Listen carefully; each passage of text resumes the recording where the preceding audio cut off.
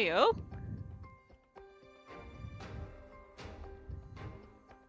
Are you alive, Badger? Excellent. There you are. Music shouldn't be too bad.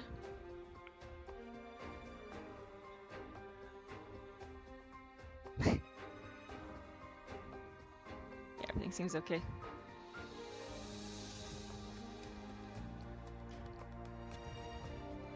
Let me knock that down just a little bit more. There we go. Alrighty.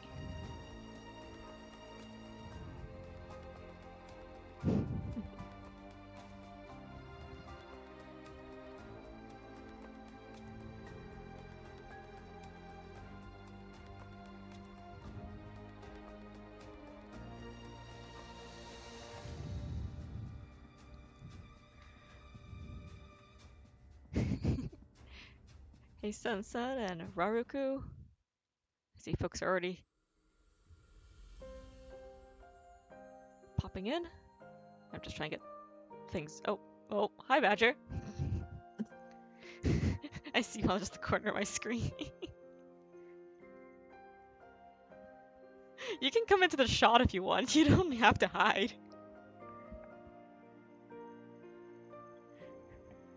Might be a little tricky because I put those potty plants there. But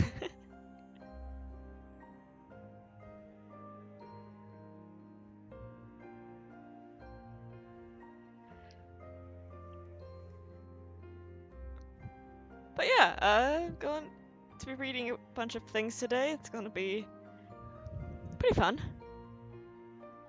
Kind of more laid back situation.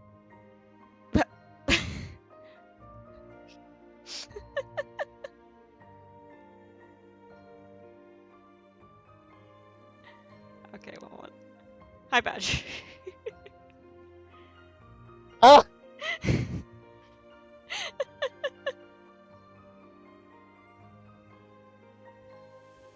What are you trying to do?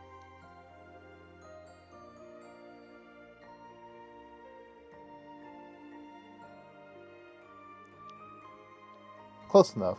There you go.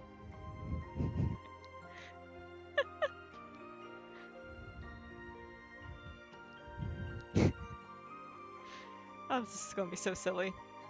This is what I get for not being here early.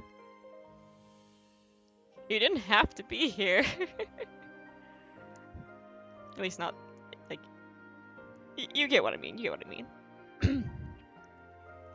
Alright, so, we're gonna be talking about a bunch of the different fairy tales and stories that are in this game. That are just, like, books and stuff that we can find and read. Like, pretty much a lot of them are also, like, the books that we have to go get to, like, rank up certain skills. So most people don't read those, they just kind of toss them to the side. But there's a few that are quite interesting if you actually sit down and read them. And a few of them are actually fairy tales and legends and stuff. So I figure it'd be fun for today, before G26 hits, that we read out a few of them that might be important. Sounds fun, right?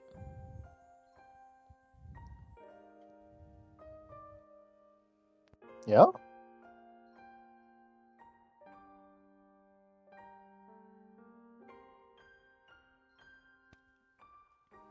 So, let's see, which one should we start with, Badger? Should we start with the ones in Ulad, or knock out the two eerie ones first?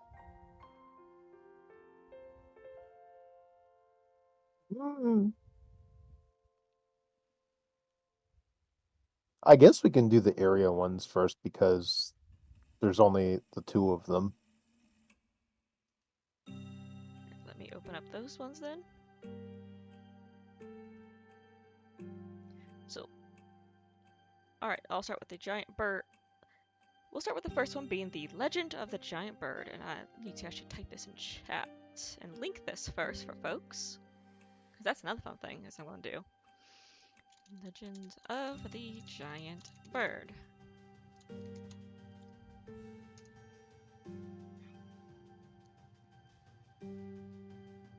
I also have a picture for this. Hey!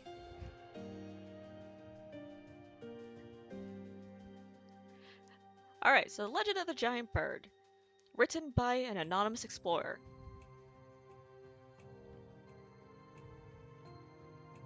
This book can be found via exploration. It was also obtained during the Homestead fishing event, interestingly enough. But here's the story. Legend of the Giant Bird. A giant bird that used to torment the citizens of a town was apparently once sealed by a brave warrior. Time passed and the seal started to weaken. And there started to appear a blue mark every night in the wall-trapped bird artifact. When the seal is completely undone and the strange bird is resurrected to life, the world may find itself in great suffering.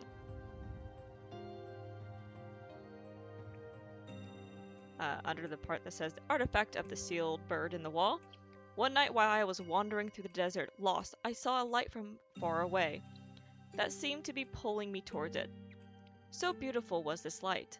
I felt as if the stars in the sky every night would lose their glow over how beautiful this light looked to me. Anyway, I followed the light and found myself staring at a strange artifact before me. There was a bird engraving on the wall, with its face and legs so real that it looked like it would jump right out of the wall. The blue mark on the artifact, which was the light that was glowing throughout the desert that night, stopped glowing and turned back to a regular wall upon daybreak. So, this thing has been around. Oop, I forgot to remove that song from the list. One second.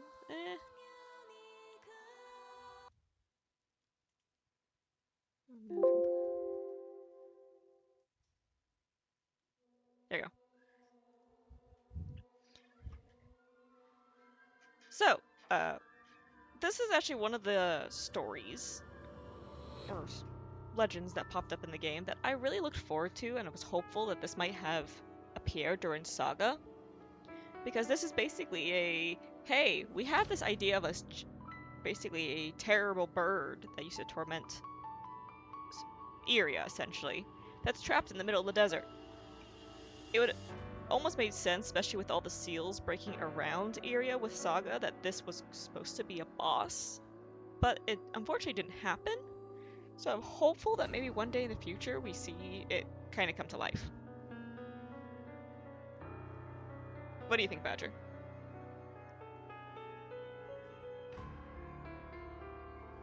I think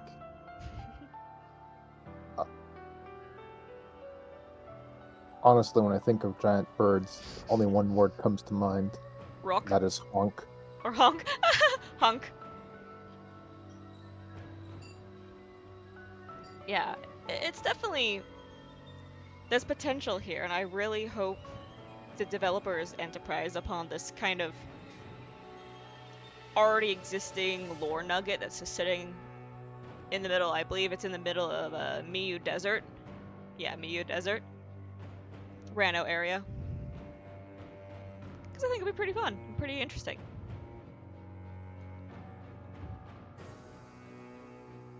Alright, let's...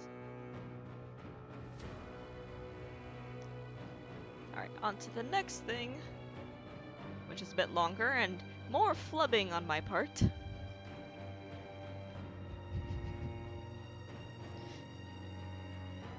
That's gonna be the biggest challenge, is I have to read things out loud, so...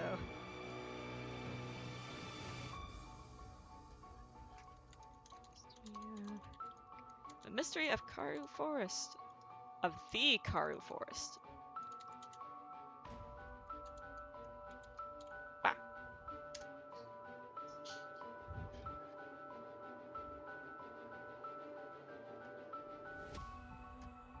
Oh, let me get rid of the... Don't need that anymore.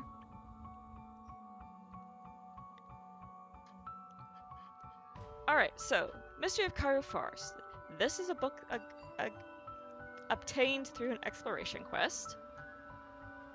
And it's actually used for raising the meditation skill, I think to rank B? Yeah, to rank B. So, The Mystery of Karu Forest. by Midar, which a lot of these books actually do have authors, and a few of them reappear and are mentioned quite a few times. So I kind of look forward to the day we see like some of those authors appear in the story, because they really kind of interesting. But moving on.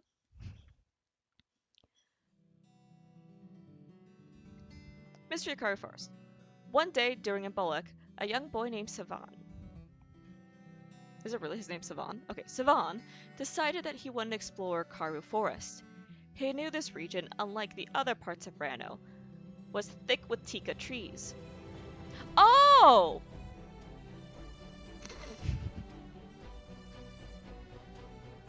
What?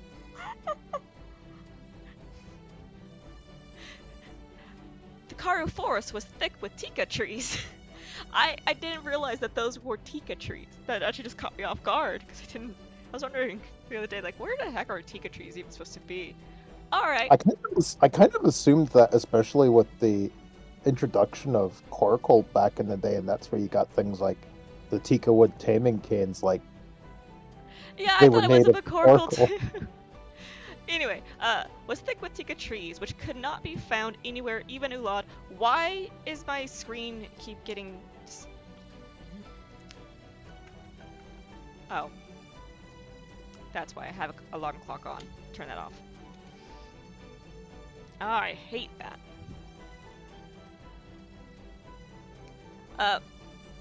Savan's heart rate started racing when he discovered the unfamiliar stacked pillar. On the surface of the stacked stone pillar were smooth carvings of mystical designs. The boy had arrived in Karu Forest all by himself, by foot. The desert's weather was completely clear and the skies were light and sandy. But he did not run into a single person while out in the desert. The boy's home was near Port Sien, far across the Moir Ocean. He had grown up by the harbor all of his life, which gave him extensive knowledge of legends and superstitious stories about the ocean, which were passed on from person to person around the harbor.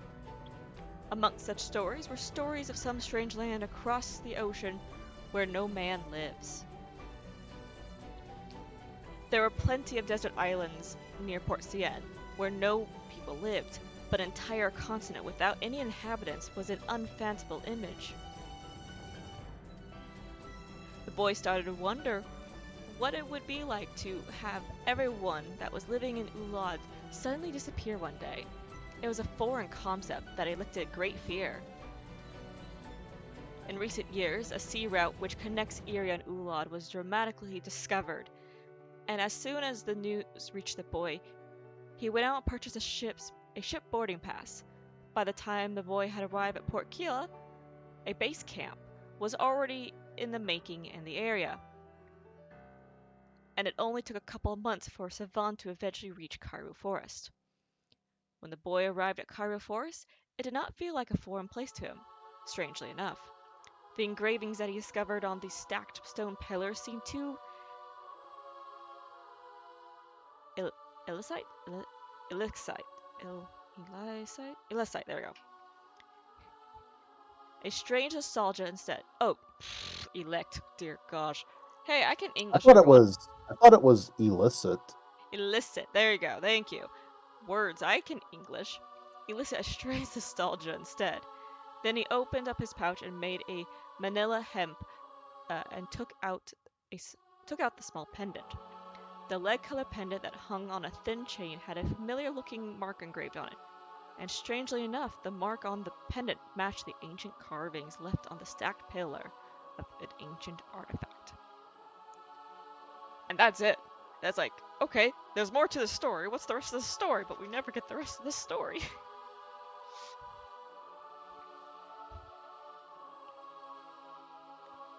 So, again, this part has to do with the meditation quest, but it is kind of interesting. Of course, we have a lot of like learning that the entire forest is made of tika trees. I didn't know that part. But a reference to a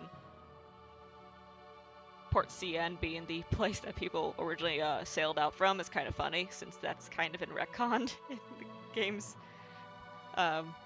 dialogue. But this was one of the stories that was just kind of interesting and worth sharing.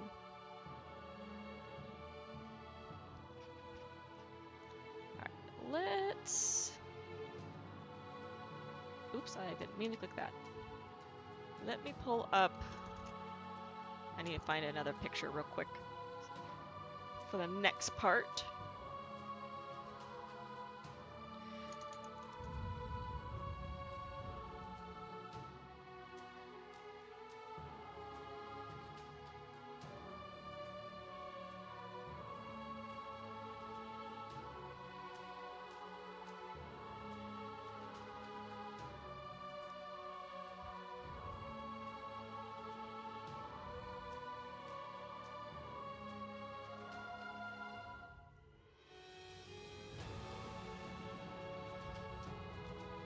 Okay, that should be ready.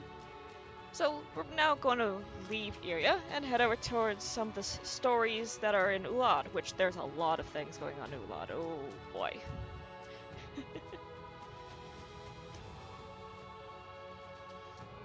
So probably the first thing we should start with is getting the two about Lug and the Fairy Queen out of the way.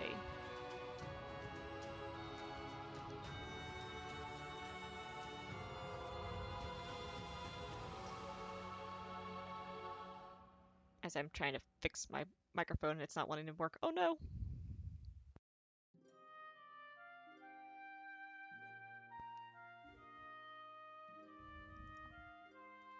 Okay. As I should probably check as how Ruku was in here earlier. Audio and everything's fine, right?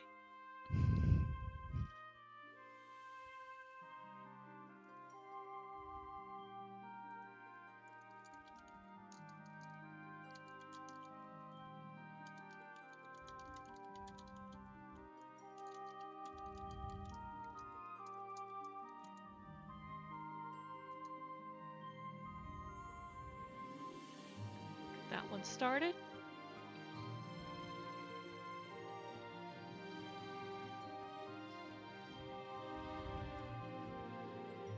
Alright. I kind of don't want to read this one because it's so long.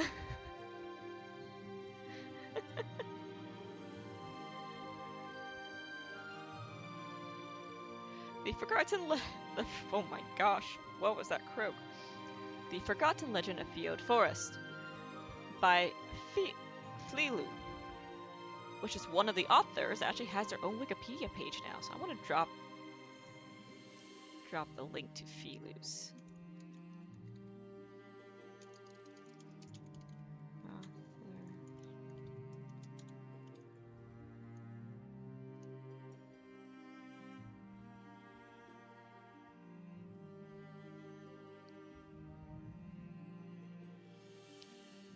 So I'll just talk about this author real fast. So this author, Filu, is the author of various books about Field Forest. She is a female warrior who sometime when she was older than 30, got lost chasing a fairy into the deeper parts of Field. She was instantly enamored by the kind and handsome fairy, and he decided to help lead her to safety. Which we will be reading about that story here shortly. Yeah, I'll read the story first, because I just realized there's some spoilers in this. But she wrote 2 books, and she likely lives in the Debarton region. So first one's first, is The Forgotten Legend of Field Forest, which is probably the most popular one, because you can get this from Area, and originally this was connected to G2? Yes, it was connected to G2 originally. This is one of the OG books in the game. So, preface. It's been several years since the seal of Field Forest was broken by a person with honor. However, this newly opened Field Forest was not the place we once knew. The mysterious forest that was once filled with beautiful trees and dancing imps, transformed into a terrifying maze filled with monsters and fulmars. I should probably preface quickly. Due to translations, Imps is actually what are fairies in this. So I will replace the term imps in this dialogue with fairies just so it makes sense. Translation and localization. Woohoo! This was a shocking discovery to those who remember the Fjord Forest of the past. We thought we regained the honor of the humans by breaking the seal stone, but perhaps the stone was simply there to hide what had become of Fjord. Perhaps we are still not forgiven for the foolishness of disregarding the kindness of the fairies and cutting down the mother tree against their specific request. As a person who had close ties with Fjord, I could not help but constantly think about that event. I went around trying to learn as much as possible regarding what happened to the fairies and their relationship with the Fjord Forest. And one day, a man who saw what I was up to came and told me this story. The Fairy and the Knight. During the war between the Fomors and the humans at the prairies of St. Mag, an exceptional knight appeared amongst the human race, and they were about to lose the battle. His name was Lug. He was a knight with shiny golden hair and a sparkling silver spear. Because of his fearless courage and beauty on the battlefield, people often referred to him as the Knight of Light. However, there was something strange about this knight. No one seemed to know where he was from. This young knight, who was not a son of nobility nor royal lineage, simply smiled when asked about his background. Finally, the people could not handle their curiosity and began attributing the knight as a god or as a fairy. Only then the knight told people that although his skills might be exceptional, he was just another common man like everyone else. Then one day, the long-fought war with the Fomorians ended with the defeat. Once again, I lost my place. Then one day, the long-fought war with the Fomors ended with the defeat of humans. However, the legacy of humans would not end there.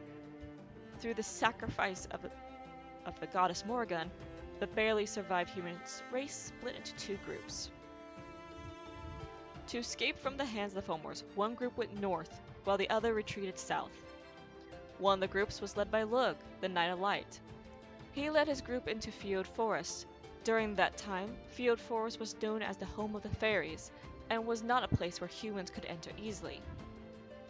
Small groups of humans had hunted there or cut down trees with permissions from the fairies, but there was never a time when humans had visited the forest in such large numbers. Luke shouted out with a loud voice at the entrance of the forest. No one understood what he was saying because he spoke in the language of fairies. Slowly, the residents of the forest began to appear one by one. The place was filled with fairies and spirits who had not seen a human before. Luke started a conversation with the fairy who was taller and more beautiful than all the others. She was known as the Queen of the Fairies amongst humans. Her name was so sweet and beautiful, like the sound of water flowing down a stream. But no one could say her name besides Luke. Therefore, humans simply referred to her as Siora, which simply meant fairy. Fairies already distrusted humans because of a big mistake made by the Partholons in the past. That was the reason why humans could not easily enter the forest to begin with. But as a representative of the Twilight Anon, Lug was able to persuade Siora to give humans another chance. Siora agreed to accept the large number of humans into the forest under one condition. This condition was not to lay hands on the mother tree that was in the middle of the forest. Lug swore on behalf of the human race to agree to this condition, and commanded his people to not touch the mother tree. Everyone gladly agreed, and Fjord Forest became a fortress that protected humans from the Fomors.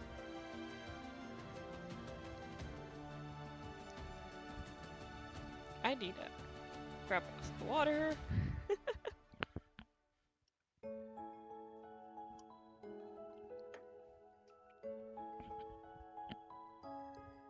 The end of the war and the betrayal of humans. The human race slowly grew their strength from their new hideout. While a group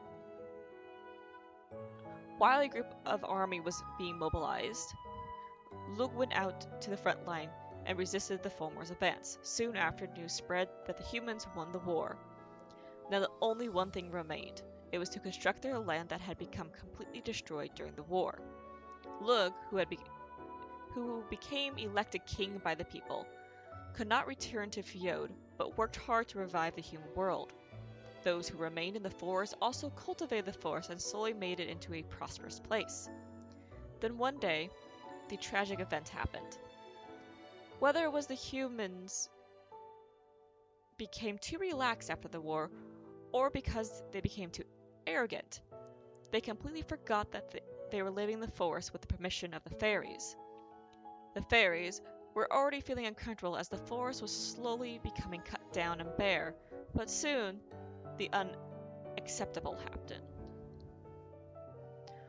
While Ciora was out, the humans cut down the mother tree located in the middle of the forest. The fairies were greatly angered. Ciora was so infuriated that, with tears welling in her eyes, she cried out Lug's name, who had promised her. As her tears fell to the ground, it turned into a curse against humans. Instantly, tree roots and branches grew through the homes that the humans had built, destroying everything in sight. All the remaining people were split up, some losing their way and wandering, while others were kicked out of the forest. The forest, which faithfully protected mankind up until that time, instantly transformed into a dreadful and terrifying place for humans.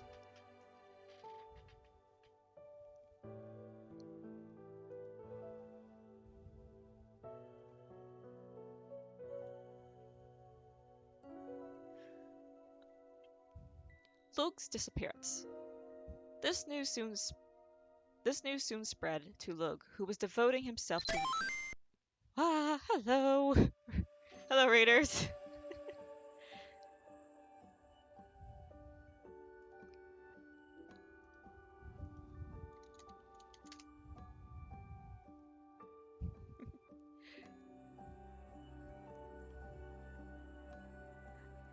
Just reading some stories. We're currently in the middle of the Forgotten Land of Fjord, or Forgotten Legend of Fjord.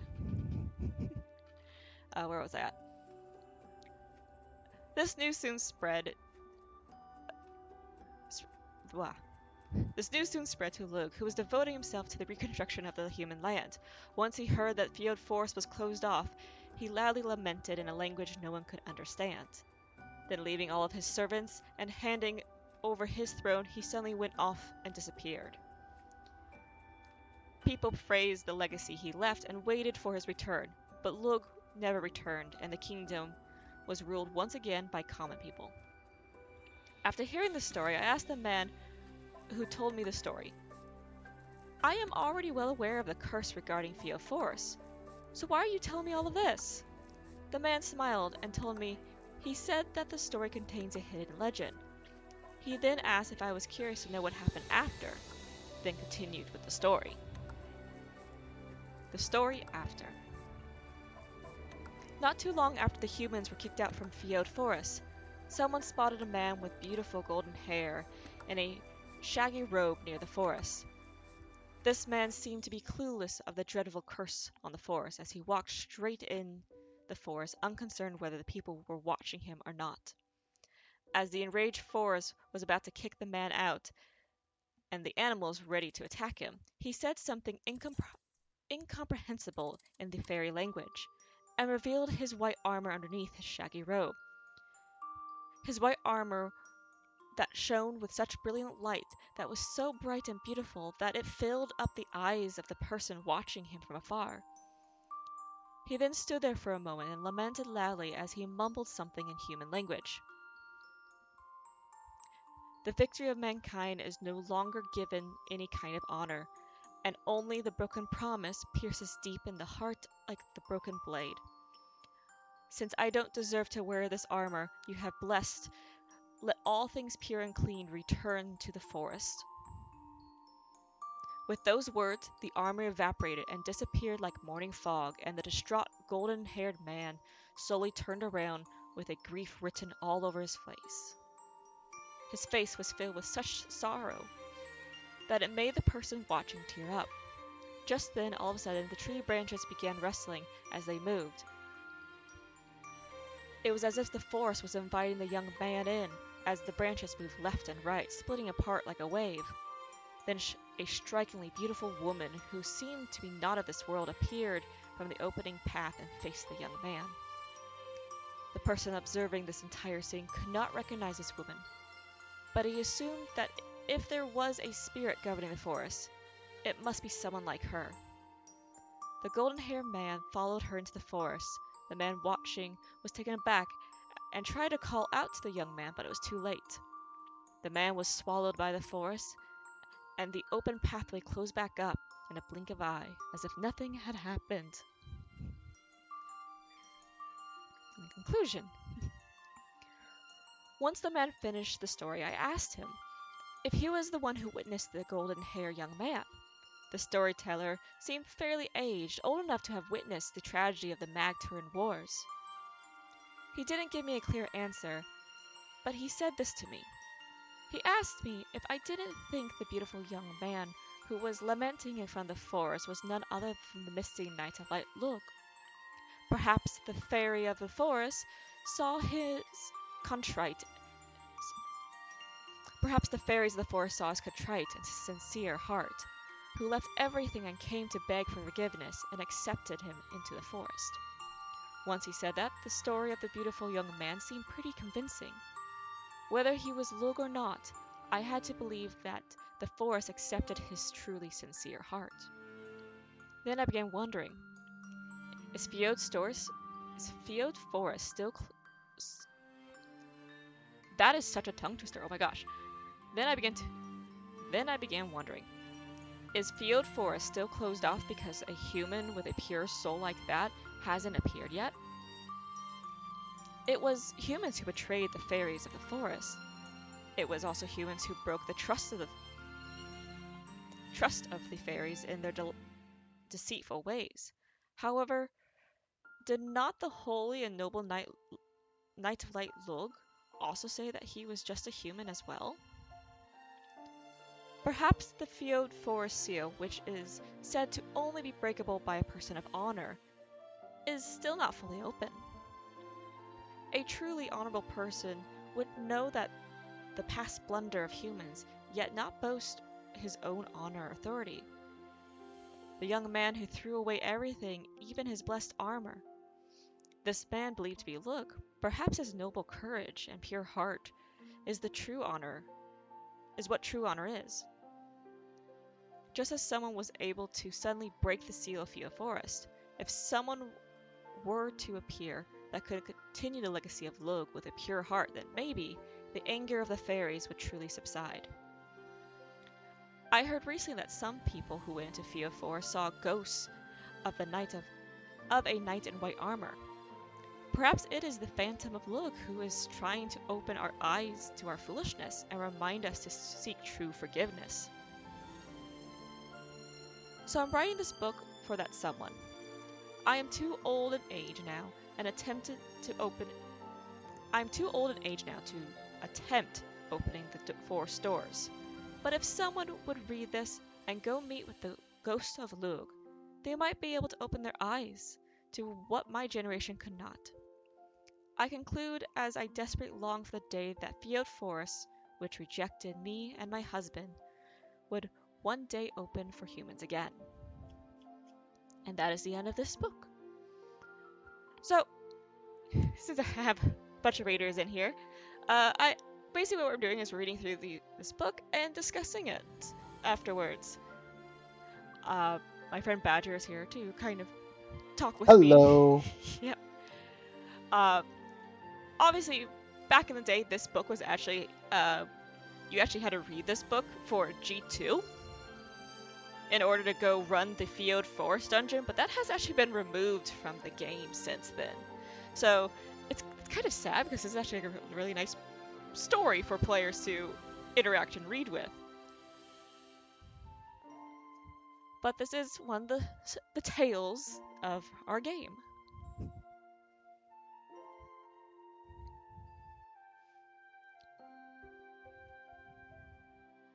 And also, I hope you're all having a fabulous day. So far, it's boiling hot where I'm at, so if you hear glasses and things moving around, I am trying to cool down.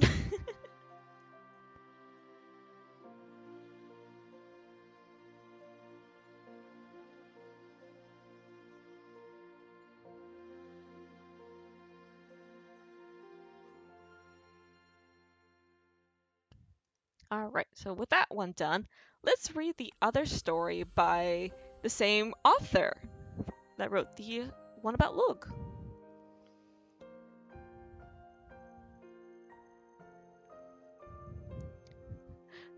Alright, I just realized. Okay, the author Fleelu writes a lot. This is a long list. My throat's gonna die. Badger, do you see this?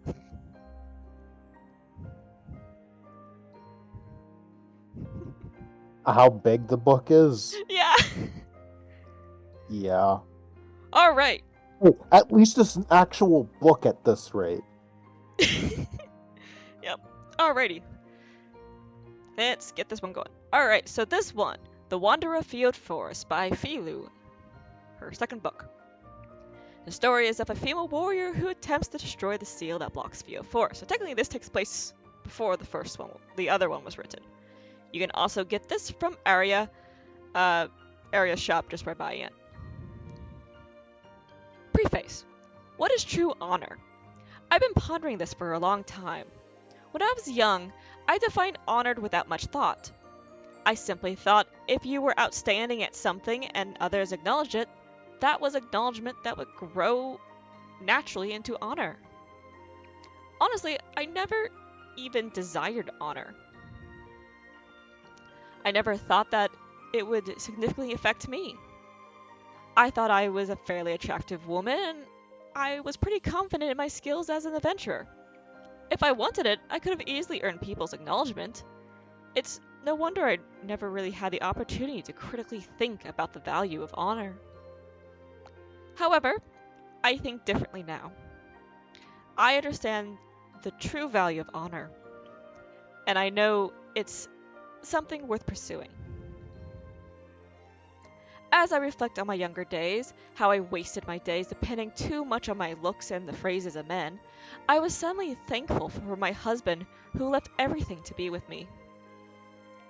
All of this realization happened after I heard about Field Force legend. The Legend of Field Force, which, interesting enough, Field Force is spelled with an E at the end in this section. This might just be a translation and localization error, but we'll see. Long time ago, Partholons, the earliest human race, fought with the evil Fomors in the Sedmag grasslands, with their fate on the line. Although the Partholons fought hard till the end, they could not overcome the Fomors and their summoned monsters.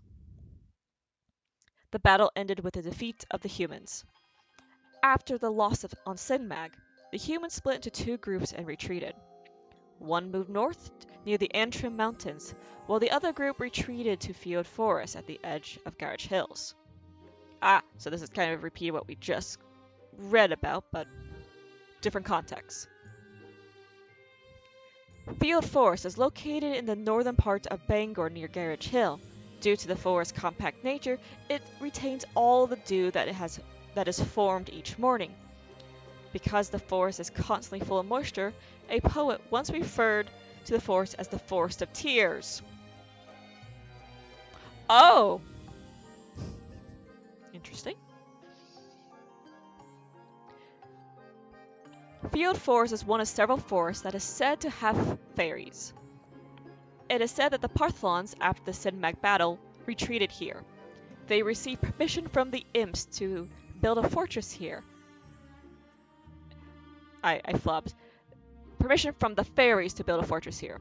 The fairies agreed on one condition, that the humans must not destroy the mother tree at the center of the forest. The Partholons swore to keep this promise. However, the humans disregarded this contract and cut down the mother tree. The enraged fairies put a curse on the humans so that everything they touched in the forest became covered in trees and grass. After that incident, countless myths and stories about the forest passed down from generation to generation. Interestingly, there's a common theme in all these stories. It was always about a traveler who got lost in the forest. All the travelers in the stories each had their own reason on how they got lost. Some said that they were so captivated by the forest's scenic beauty and realized they lost their way, and others said a ferocious monster attacked them. Some also said that the fairies, still upset at humans, drew them deep into the forest so that they would get lost and slowly die. One thing seemed to be clear. All the stories had something to do with the fairies. This is how I, a grown woman, began to believe in the existence of fairies. Then I was determined to go into Field Forest.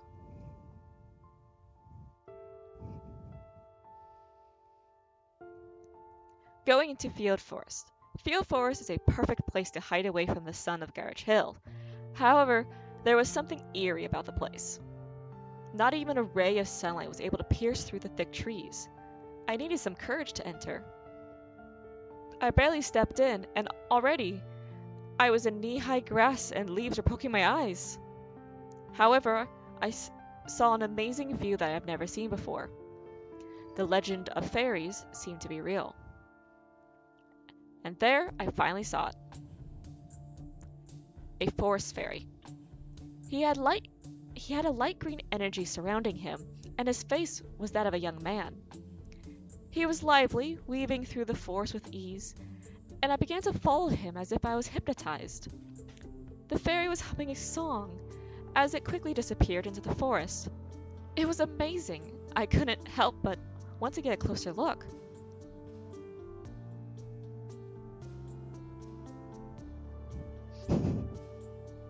I didn't even realize I was running low on my equipment as I continued to follow the fairy.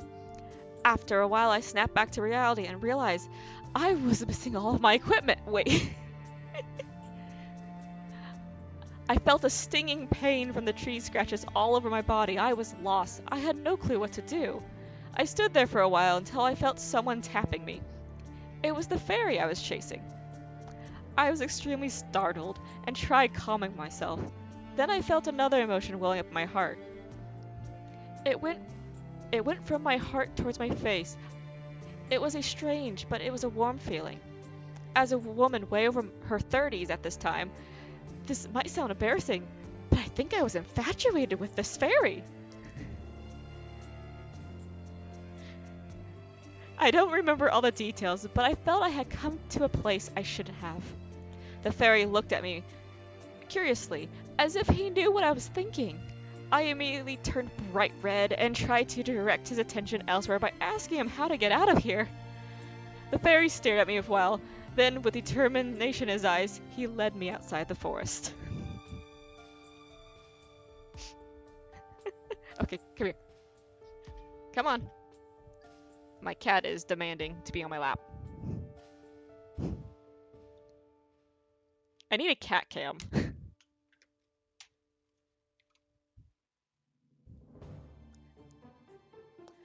Alright. Next part of the story. Part 4. Impossible Reunion. After I came back to Dumbarton, all I could think about was the forest and the fairy. I couldn't concentrate on any work. I didn't know what was wrong with me. I even stopped practicing my sword skills that I used to practice every day. Everyone I talked to all said it was simply a hallucination. At first, I tried to believe it as well. I tried to convince myself to snap out of it. But my longing for the forest and the fairy grew larger. The next day, as soon as the sun rose, I headed towards Field Forest. I was very nervous, as I thought about possibly seeing the fairy again. But I couldn't go in. There was a large stone that sealed the forest. When I touched the seal store, a hazy message came out and spoke to my spirit. Honorable. Only an honorable person can break the seal. Ah, the sad history between humans and imps. The imps must have known that a human had entered the forbidden parts of the forest. The memory of how humans had been dishonorable and broke their promise to the imps flowing into my mind. It was so hurtful. The fairies don't want humans to enter anymore. Oh, how I wish I could break the stone and enter. After begging on the stone all day, I realized that I wasn't the one. I had never felt so regretful in my life. I had never felt so regretful in my life that I had never pursued the virtue of honor. Will I never meet that fairy again? That thought constantly haunted me. I knew I was being dumb, but I couldn't help it. I couldn't even sleep that night. Part 5. The honor I was looking for. After that day, I was interested in one thing and one thing only. What I would do to become an honorable person. At first, I thought it was through people's acceptance. I know it sounds silly for a middle-aged woman to worry about how to win acceptance, but I was desperate. The deep pain I felt from the message of the seal stone and the longing for the fairy continued to drive me. Every time I thought of the fairy's face staring at me with his beautiful face, my desires to break the stone grew stronger. The next day, my life changed. I took on every request from the townspeople, from little things like cutting wood and farming to even defeating monsters. I did it all. Sometimes I had to face strong monsters, and it wasn't easy. I had never cared so much about what other people thought about me. The townspeople were astonished that I, the arrogant, confident woman, would do such things. I tried extremely hard to raise my honor, but the more I tried, doubt continued to weigh on me. Why am I really doing all this? Could I really gain enough honor to override the failures of mankind's honor? Part 6. Next to the campfire. More time passed. One day, like every other day, I left for Field Forest during the night. As I approached the forest, I saw a man sitting next to a campfire playing a lute. The man said that he was spending the night near the forest. He had also met a beautiful fairy. Do not bite my wires, please. Okay. Cat's being banned. Shoot. Sorry about that, everyone. The man said he was spending the night near the forest. He had also met a beautiful fairy. He said that he could not forget the fairy, no matter how hard he tried, and since that day, he has been pursuing honor. We were essentially in the same boat. He wasn't attractive, but he knew a lot of songs. After some time, he began singing a familiar tune. It was the melody the fairy was humming. I still remember the last part of the song clearly. Mankind's dishonorable act, who could forget? Could they ever regain the honor? I do not know. All I can do is pray as I live each day. As I was listening, the man explained to me. He said that the song has been passed down for ages. I asked him what honor meant, and he looked at me and told me. He said fame and honor are two different things. Honor doesn't come from those who pursue it. If you live by the values you believe in with all your heart, it will naturally come to you. Then, with a smile, he continued, in a world that forces you to compromise your values, if you stand by your convictions, that is honor. After he explained everything, it all made sense. What I was looking for was not the fairy or honor. Those were all a byproduct of something. What I wanted was someone to draw me out of my deep loneliness. And like that, the man and I began dating. The following year, we got married. Though a deep part of me still wants to go to the forest and see the fairy. Very sudden there. Part 7, conclusion. After a long time, I found out something amazing. I realized the man that I buried was the fairy I met. He also could not forget me. So he transformed into a human and was kicked out of the forest for helping me. Such a violation of the fairy's code. He then began looking for me. He still sings this song he sang when we first met, when he misses home. I understand his pain. He chose to leave everything to be with me. I can't blame him for looking back once in a while and miss what he had. I too long to meet the fairy even after we were married. My desire to go to Field Forest changed from my selfish desire to the wish for my husband. However, I still haven't figured out what true honor is, which is the key to break the seal stone. Today, my husband and I still roam around the forest. At first, we tested if our honor was strong enough to break the seal. Now we're just waiting for someone who can break the seal to show up. A person who has 15 different titles, doesn't boast about them, or makes their honor shine brighter. We're waiting for this kind of hero. Even if we become another sad story that adds to the collection of stories of the Force, we will not quit. And that's the conclusion of that story. I kind of find it fascinating that, especially a lot of these very older books were probably introduced to be kind of like an in-world way of telling you roughly what the requirements were for breaking the various seal stones. Not that we ever had to worry about that more than once. Right, yeah. I didn't know this actually mentioned right there at the tail end. A person with 15 different titles. That was how you opened up the Field Forest one. I swear, I think I vaguely remember seeing another book, I think, that was also stated the requirements for opening Math Dungeon.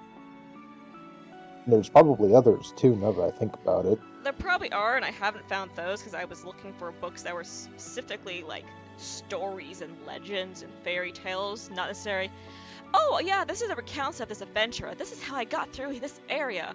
I avoided those ones mostly. Just for the sake of keeping in theme for today. But a lot of the old books did indeed like hint to the different.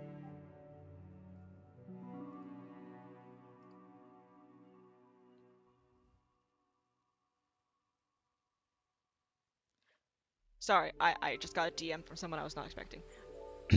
Moving on. It is nice kind of seeing those different things. But more lore-oriented wise, so ignoring the sealstone part, the fact that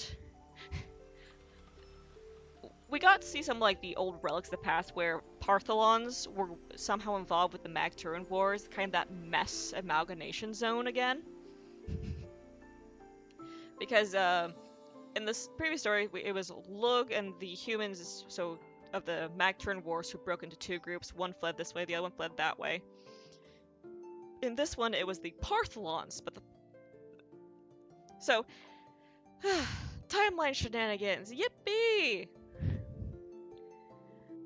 I believe now, the whole Partholon's presence has basically been purged from the storyline. So it's all just the Nons, who are the ones who messed up and broke the promise with the Fairy Queen. And the Partholons were far in the past. But again, Mabi's timeline is a bit wonky at times, especially when pre-player showing up. That's why I love the Chronicle dungeons.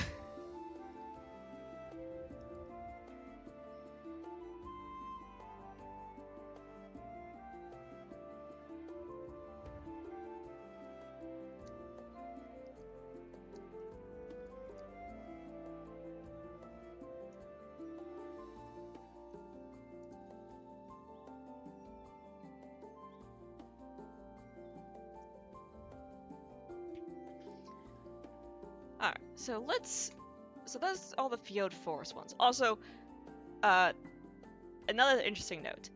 That story explained a fairy becoming human. That's technically the second non-human entity that has become fully human. The other being Christelle, obviously. But I think it's just kind of an interesting note that that's apparently a big taboo to the fairies. So I wonder if we'll run into more of those in the future, because one of the things I'm suspecting with the next chapter of the game, we're going to Kanata, and supposedly the Fairy Queen might be up there, especially with Pinky and Cattell and Finn all up there, the people who are associated with Macmillan, the fairies. It's like, I really think this might be the case, but we'll see. We'll see. So let's go on to the next story. Which one do you want to do, Badger? Here, I'll highlight the ones that we've already did.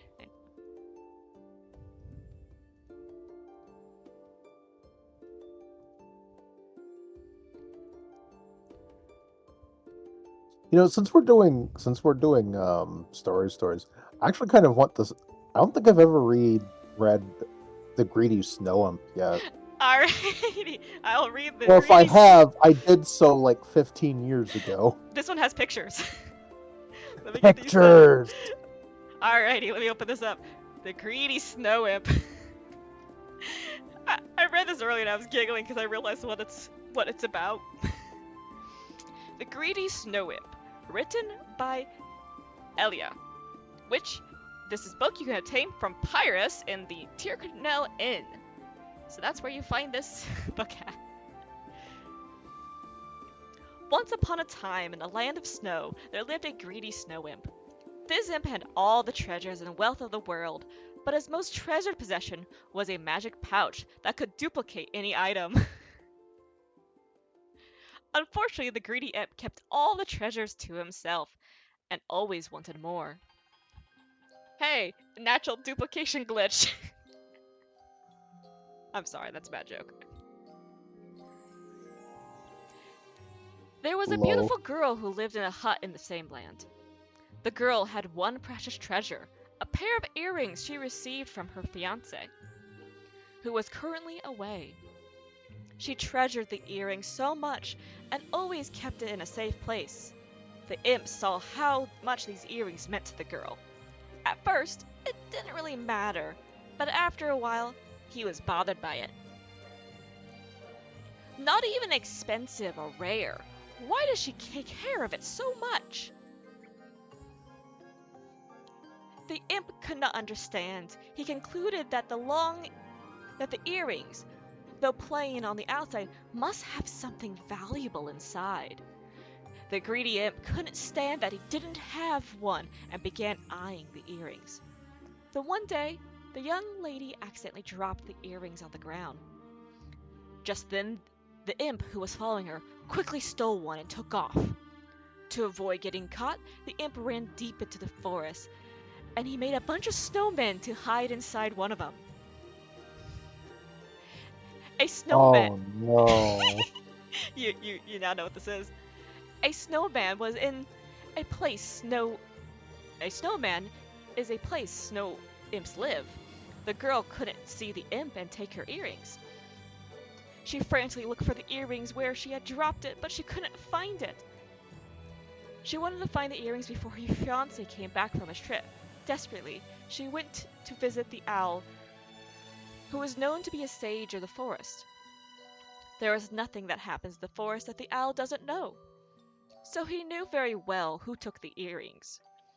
The owl told the young lady, "The greedy little snow imp took your earrings. However, if you want them back, don't ever say you want them back." "How come?" "The imp is so greedy, he'll never give up anything if someone else wants it." "But I do have a good idea." The girl went to the snowman with a large bat, as the owl instructed. The snowman that the imp was hiding in had sharp protruding teeth, so it was easy to spot. She swung the bat as hard as she could as the snowman at the snowman and shouted, "Oh no! What am I going to do? I lost my precious earrings. There's nothing more precious than those earrings." The imp, who was hiding inside, was startled. If the snowman breaks, the imp would be exposed. The imp tried to calm his racing heart and held tight to the earrings. The lady hit the snowman again and again and shouted, "I need to find it! I need to find it, no matter what! Even if I have to smash all of these snowmen! Where are my earrings?" The imp was fearful that his snowman would break, but he couldn't risk running out because of the earrings.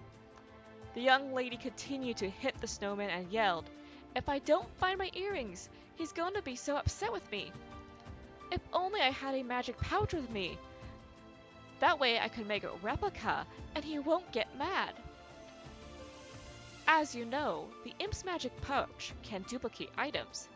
The imp heard this and asked from inside the snowman, "Really? You just need a replica of the earrings?" "Oh goodness! Did you just speak, snowman?" The young lady pretended to be surprised and asked. The imp spoke again. "Yes, this snowman speaking. Please don't hit me anymore. You said all you need is a replica, right?" "Of course, snowman. Nothing will ever replace the original, but as long as I have a replica, I might be able to fool my fiancé. Here, take this. Take these." A pair of earrings that looked exactly like hers came out from the snowman. The imp had duplicated from his magic pouch. She was very pleased and picked up her earrings. "Oh my, thank you so much, snowman. This is perfect. He won't notice at all." What the imp didn't realize was that because the replica was made from the magic pouch, it was a carbon copy of the original one. However, the imp foolishly believed that his was original and the other one was fake. The young lady told her fiancé everything when he returned home. He was amazed and he thought of a clever idea. The two returned to the snowman, each holding a bat, and they began swinging at the bat as they shouted, "Oh no, I can't believe we lost the earrings again. If there's only a way we can find a replacement." There's a new picture up, by the way, because the storybook had pictures. If not, we'll Easy just to have to. find my left foot. If not, we'll just have to smash all these snowmen to find it. The imp, of course, quickly duplicated the earrings and threw them out. It was happy as long as he had the one and only pair of real earrings. The couple repeated this several times. They ended up with multiple earrings. They sold it and made money. They were able to save enough money to move south to a warmer place. However, the greedy little imp stayed in his snowman, not knowing when they would return to look for the precious earrings again. And if anyone came and knocked on the snowman, he would simply throw out a pair of earrings without saying a word. Of course, he never realized they were the exact same pair as the original. And so, even to this day, there are many people waiting to see the snowman. Every time someone hits it, a pair of earrings falls out. People see this and talk about how foolish, greedy imp is still holding on to those earrings. Did you know that story even existed, Badger? Actually, yes, I did, but it's literally been so long since I've read it. It's actually quite adorable. When I first saw it, I goes, "Okay, Snow Imp, let's see what this is." And immediately, as soon as I read the precious earring part, I go, "No, this is about the snowmen up north," and basically explaining that entire thing, which I kind of wish I knew. Because Honestly, I think this should have book. added this to my G1 video, but I didn't know about this. I think this book was actually supposed to hint at which snowman you were supposed to hit. Right. Because originally, there wasn't a shiny, flashy dot on top of the snowman. It was... You just had to count the teeth. There's like one tooth different. One PNG file difference.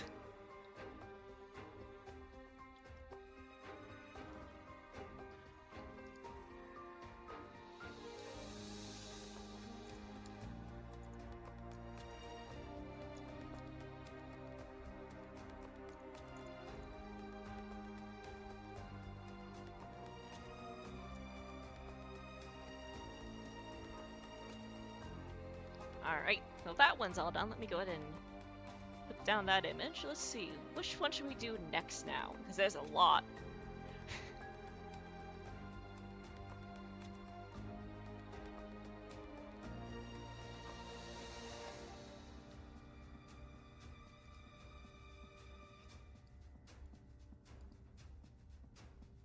Ow, 1 second.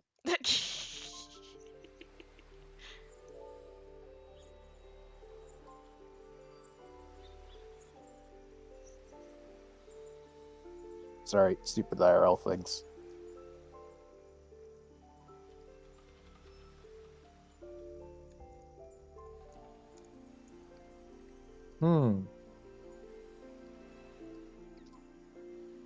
Which one do you think you want to do? Well, I know which one I want to do last, which is at the very bottom. How about we jump onto the shadow mystery? Oh wait, I just realized I forgot to link. I forgot to link the imp one.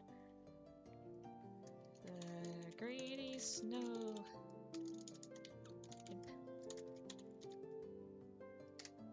So there's that link, because I am trying to actually link these things to you guys so you guys can check them out yourselves.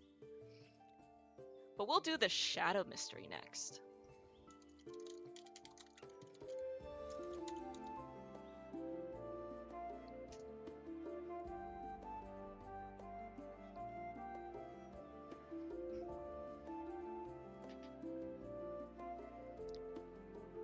Alright, so the Shadow Mystery, this book can be obtained from Area as well, and it is written by Llewellyn, who unfortunately doesn't have any other information about him, but that is the author of this book. Hello, my fellow Loud resident. Perhaps you just have some money lying around. Maybe you have a rich friend. Maybe you want to go on a shopping spree. Whatever the case, thank you for buying my book. I would highly recommend you purchase the next series as well. My name is Llewellyn, a man of the sea and also a troubadour. You should remember my name. You never know what could happen in the dangerous world of Aaron. It just might come in handy. Hey you, falling asleep already. I know what you're thinking. Dangerous? You just wait and see, my friend. Well, anyway, how has your journey been so far on your journey? I know you probably have no clue what Nora was talking about when she sent you over here. You are probably so lost, some of you haven't even had a nice meal yet. Slaving away, constantly searching for part-time jobs. The inflation of Ulad is probably not helping either. Well, that's all because of Chef D. There's a conspiracy that he's secretly controlling the supply and demand of labor forces and prices. I'll just discuss more about this in my next book, the life series of Llewellyn Slow, Two Sides of the Coin, now in Duncan, to be published. Anyway, money isn't everything. There is plenty of other ways to enjoy life. You just gotta find the right one. It's all about enjoying life. Take it easy or not. On that note, I'll tell you an amazing discovery I made today. I've been all around Ulad, so listen carefully to what I'm about to tell you. Your shadow is actually a monster. You don't believe me? Of course you don't. You learn in school that shadows are created from a combination of sunlight and moonlight, so of course you think I'm lying. But I'm telling you that that's not true. I don't know the exact details either, but one day I was thinking in bed that it all made sense. Shadows are monsters who hate light and live off other creatures. That's why indoors, where the light is less bright, they go all over the place when you're inside. They stick right underneath your feet again. You see that, right? You go to get a part-time job and the shadow is playing on the ceiling? Seeing they stick to places under bridges and cliffs, it doesn't seem to hate the light that much. It seems to like the water and rocky areas. But I still haven't figured out why the monster doesn't have a distinguished form or why you can't capture it. The more I talk about it, the more it doesn't make sense. Whatever, forget it. I made sense when I thought I might about it. It made sense when I thought about it earlier night. Yes, we're reading in-game books.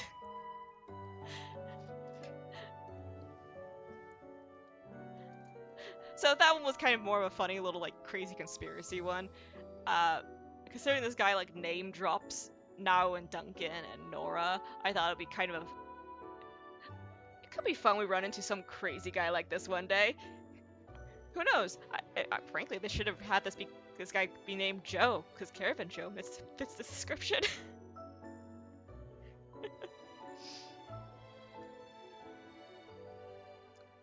And hello, bar guy.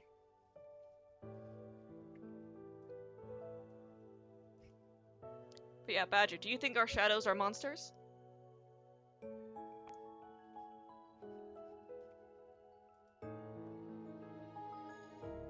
Maybe. If not our shadows themselves, then definitely the things lurking in them.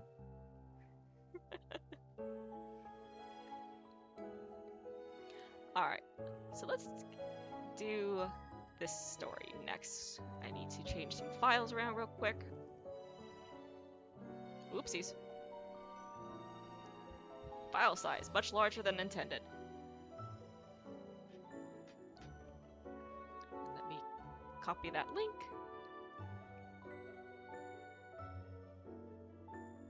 Oh! Thank you! Hope you guys have a fun time. We're gonna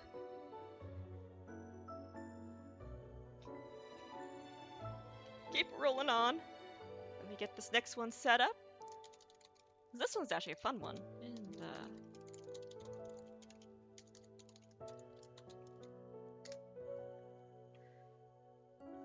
So the next story on this list, by an unknown author, is The Lovers in the Forest of Desire. This is... oh boy. This is for rank 7 rest, and you need it for... you get it from Field Normal. This is one of the books that people hate trying to farm for. But this is also a very interesting story. Lovers in the Forest of Desire.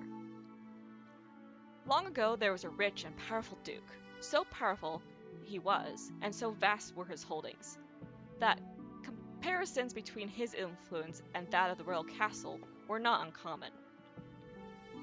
And one year, to this duke and his wife, a daughter was born. The Duchess has wished for a daughter for many years, and now they actually had been graced with one. The daughter was showered with affection, given everything she might need. As the jewel of her parents' eyes, an entourage of servants followed her everywhere, afraid that a scratch might mar her silky skin, or that a cloud of dust kicked up from the road might dim the glimmer of her hair.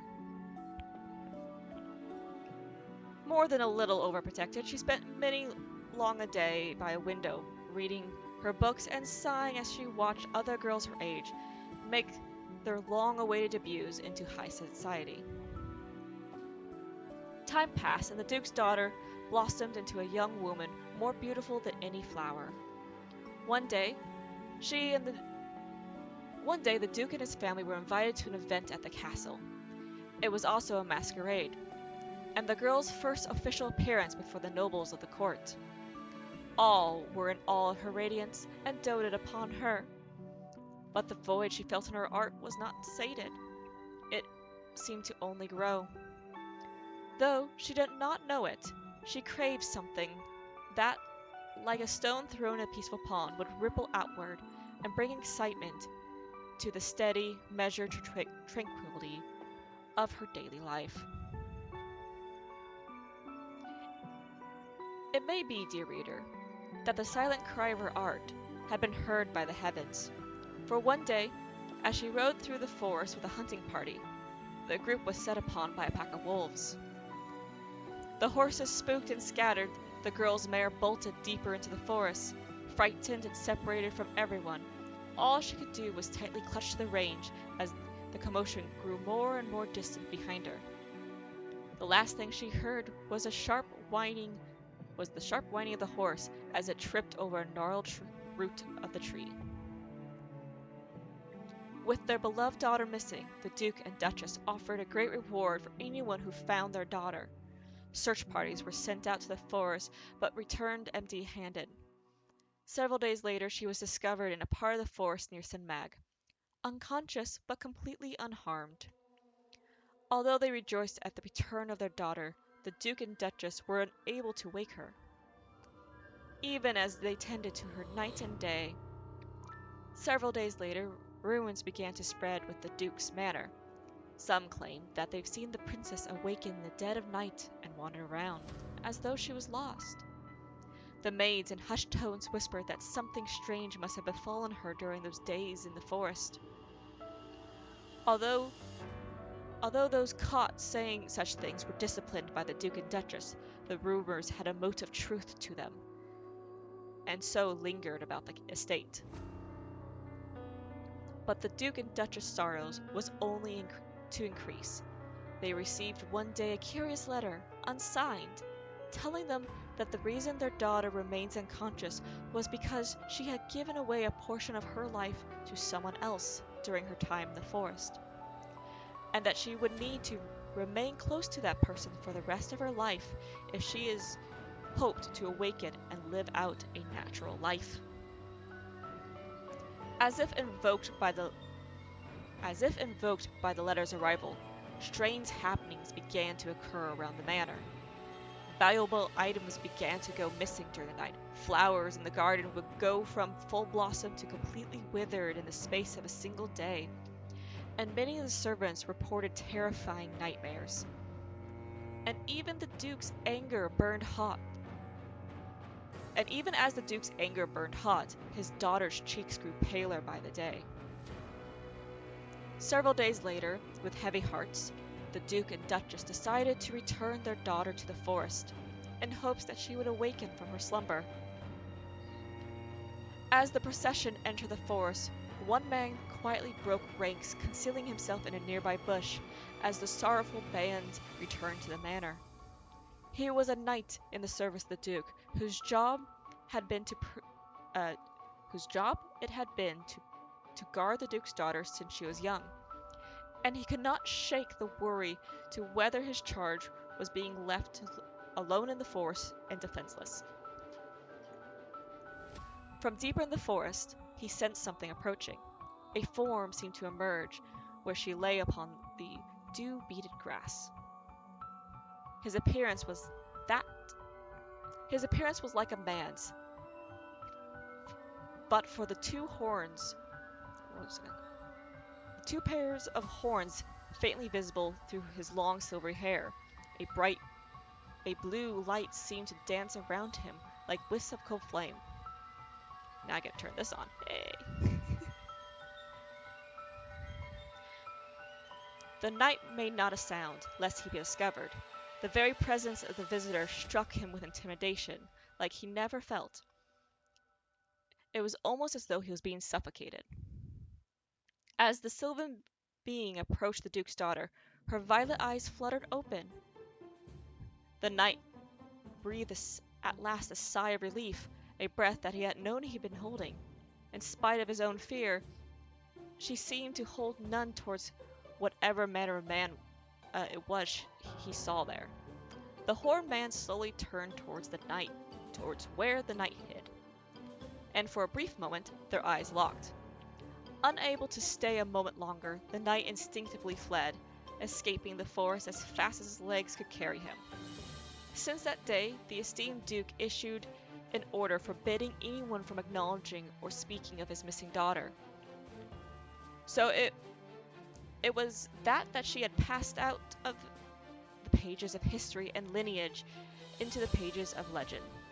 For even to this day, the tale of the beautiful young noblewoman who shared her life with the dark, handsome stranger of the forest is often told whenever travelers pass through those woods. And among couples especially, it is believed that if you walk through the ancient forest with the one you love, your hearts will be bound together eternally. So, this book hinted to the Incubus King before his arrival in the game. It also references Erin, obviously, because this is basically the story of her mom and dad. Which is a pretty cool Easter egg. What do you think, Badger? I wonder if they words. Do we know when this book was added to the game? Because I wonder if the book came first and the Incubus King was designed after him, or The if book came first. The book came first. Okay. Oh, geez. I want to say it was like during Saga. It was when Rest got uncapped.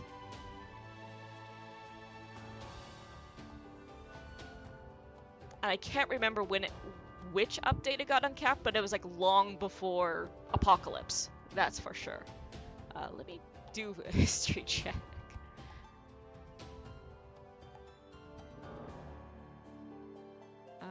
Here we go. Okay, 2018 is when this came out. When the updates, oh gosh, 6 years ago. Alright, when did G19 come out? Because I think it might have been around then.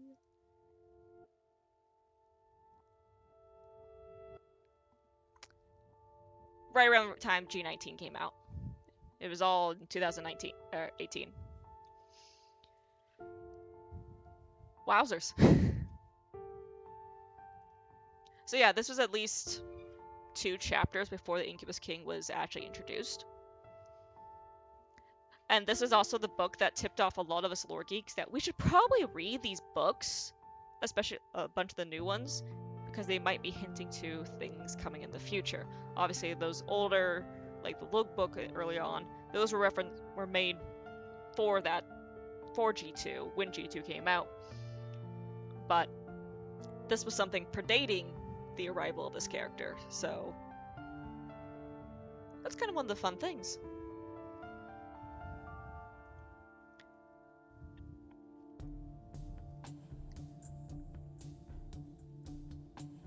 I almost clicked stop stream accidentally. I was trying to hide the image and I almost clicked the wrong button. My bad. But yeah, it references Erin and Erin's mom and dad, which is kind of interesting. And of course, you kind of hear why he's now grieving off in a crypt by himself now, because well, his love and his love is gone, and he thought his daughter was gone too.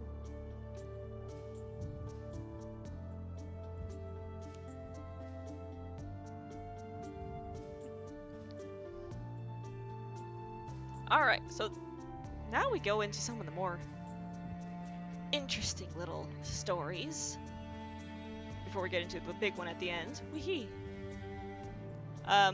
Of the 5, Badger, or 4 here, which one do you want to do?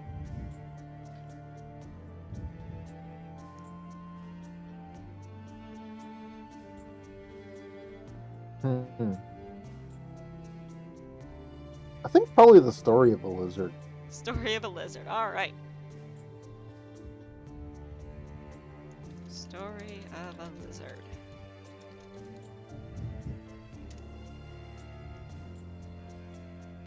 This one's pretty interesting. This can also be obtained from Area. The Story of a Lizard, written by Gillian. Q is going to scold me for pronouncing this wrong. Oh well. There was a pair of lizards that lived in the grassland near a river. They loved each other deeply. They were very happy and content with their lives, until the humans entered their turf. The humans viciously cut down the trees and overturned the rocks and soil. They built farmland and drew all of the energy out of the ground. The waste from the animals were used by humans. The waste from the animals that were used by humans were polluting the river that the lizards were living in. They couldn't live there much longer. One day, the lizards discovered a monster who was hurt near their home. They offered the monster some food and drink and provided it a place to rest. The monster offered to grant the lizards 3 wishes out of gratitude. The lizards did not expect this, and they were very excited. The first lizard asked for the monster to restore the river that was becoming polluted by humans. The next lizard asked for its wish. The lizard complained that ever since the humans showed up, they haven't been able to sleep peacefully. His wish was to have many eyes so they could spot predators easily.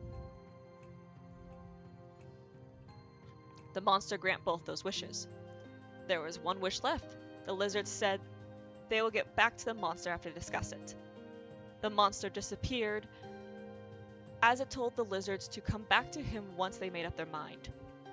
As the second lizard feared, that night the humans came to the lizard's habitat. The second lizard, which had many eyes, was able to spot them quickly and run to safety. However, the other lizard could not. The lizard with many eyes remembered that they had one more wish and went to visit the monster. However, he wasn't easy to find. The lizard continued searching and finally found the monster. The lizard asked the monster to raise its partner back to life. However, the monster answered with a stern voice that life and death was out of his control. Anything else he can do except that. The lizard with many eyes was saddened and discouraged. The lizard thought for a long time, then finally asked for its last wish: to never forget this feeling and have revenge on humans. His last wish was to have the power to punish the humans. The lizard's wish was granted, and the lizard grew as big as a human being and its form changed. The lizard came out of the dungeon and began pouring its wrath and judgment on anyone who came near its territory or polluted the river. A long time passed. Its descendants continued on the lizard's mission, appearing in swamps and forests, condemning humans. The feeling of revenge stayed with them all this time, as they were able to close all their eyes but never sleep. People began calling the lizard by the name Argus. Where did it all go wrong? One thing is clear. Only if it knew the feeling of vengeance. This is worded really, sorry. Only if it knew that the feeling of vengeance only ruins yourself. Perhaps there would have never been an Argus today. Or maybe this was all the monster's plan. Okay, there we go. So the story of a lizard is how the Argus came to be, or the fabled means of how the Argus became a thing in the game.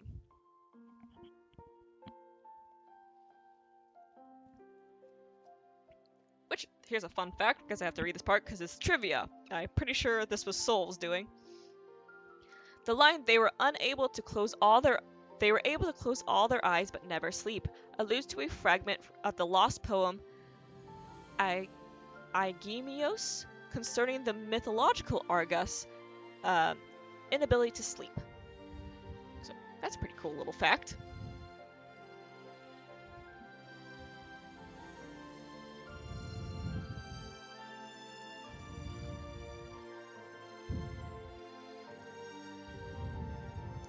Alrighty, let's get the next couple opened up.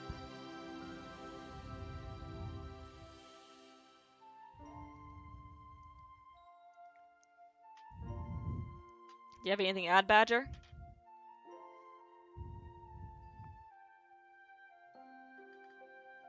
I hated having to farm those damn things for pages. Oh, that's right. They dropped one of what page is it?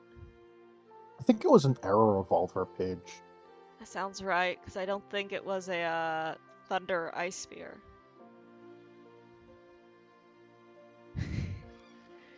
I didn't have to worry about that because I'm an elf. Whee! Yippee!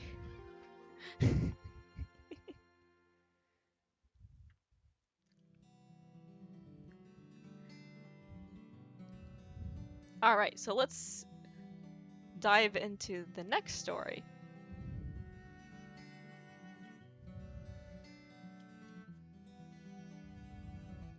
How about we do the short one first?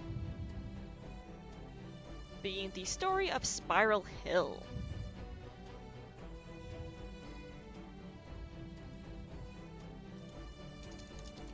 Story of Spiral Hill. How did I fail to copy that link? Computer, please.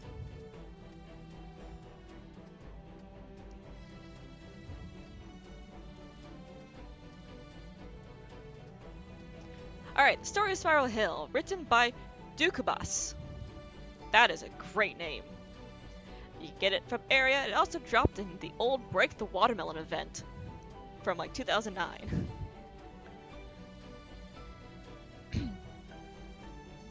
If you head south of Dugald Isle towards Dumbarton, you will see a shallow hill on the east side. This hill has been known as Spiral Hill for many years. It got its name because you can't climb the hill from just anywhere, but only has a specific point and the road spirals around the hill to the top. If it was naturally designed that way, it would be an amazing wonder. But some people jokingly say that Danu, the goddess of land, probably messed with it for fun. However, there is something strange about this hill. Along the spiral pathway, there are many wild beasts that appear. Some find this fascinating, while others are fearful of these wild animals. No one has yet to figure out what lies at the top of the hill. It almost seems as if the animals are protecting something. To whoever is reading this book, if you're not afraid of wild animals, you might want to find out what lies at the top of the Spiral Hill. So that's another little fun lore tidbit thing that I kind of want to see get utilized one day. Because what is at the top of at Spiral Hill? It's a tree. I think there's a sign in front of it just saying, hey, you made it to the top. Good job. There's also a training dummy up there too, I believe. It's not a training dummy, it's one of those wooden tree men. Oh yeah, the scarecrow, I guess is a good way to put it, because that's another thing, is I really want to know what the purpose of those guys were, because they're not like training dummies or normal scarecrows. They're just unique, weird tree man models that are stuck everywhere in I think they're in Tyr, Dugald Isle, Sin Mag. Is there one in Dumbarton? I think there's one at the edge of Dunbarton around where the base herbs are. I think so too. And I don't think there's any. There's none in Maine. But there's none in. There's one in Garage Hills. I think there's one in Garage Hills. But like, what were the points of those guys? Like, I don't think there was ever a reason for them. I think they were just like one of those fun mystery things that people could investigate. Well, maybe that's something for come to be in the future one day. Who knows?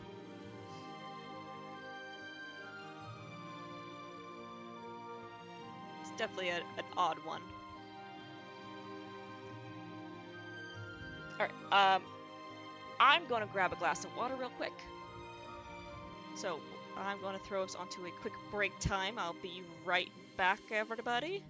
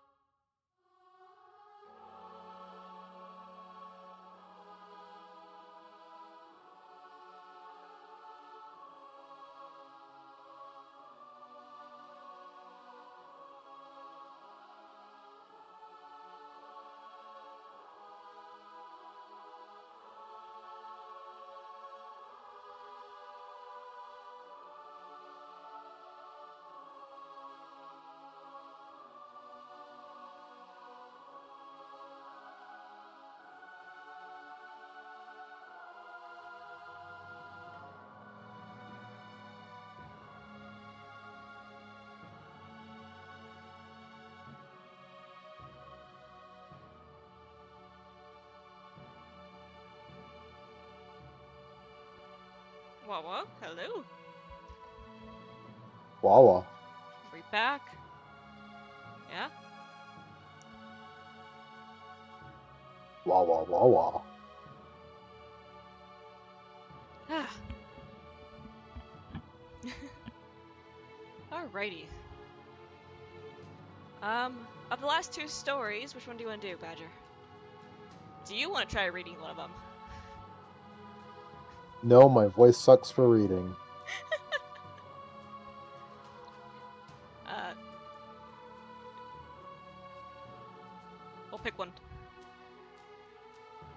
Wait, there's 4 stories. Not those two. One of these. Ah.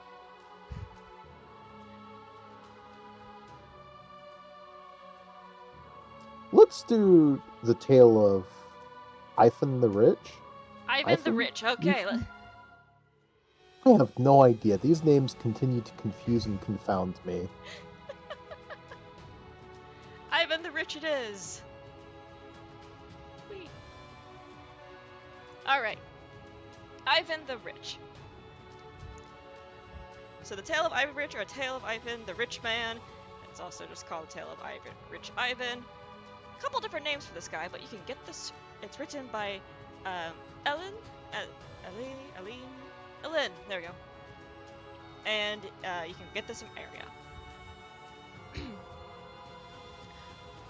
Long ago, there was a rich man named Ivan. Though he was rich, he was extremely kind and generous, always welcoming guests without ever turning them away. Ivan was loved by everyone and had many friends because of that. Then one day, an ugly and filthy hunchback came to his house. The hunchback was missing patches of hairs with boils all over his body.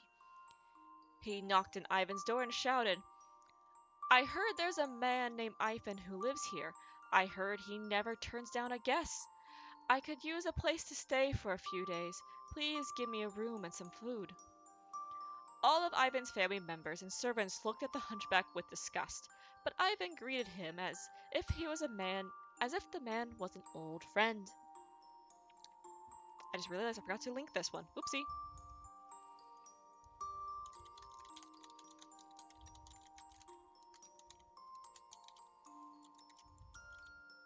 There you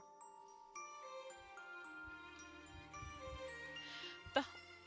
The hunchback stayed all throughout Alban Elven, and even participated in the Harvest Festival, sitting in the seat of honor while enjoying all the delicious food and music. Everyone looked at the hunchback with despicable eyes, but Ivan never lost a smile as he conversed with the hunchback. As Alban Elven ended and Sowen was beginning, the hunchback called for Ivan early in the morning. "I'm about to leave now, and I wanted to repay you for all you've done." Ivan was shocked and replied, "What do you mean? I got to make a new friend and have a wonderful company. Please don't say you need to repay me for anything. It's unfortunate that you have to leave so soon, but I guess you have to move on with your life. But if you ever need to stop by this town again, make sure you come by my house again." After hearing that, the hunchback started laughing, as something miraculous happened.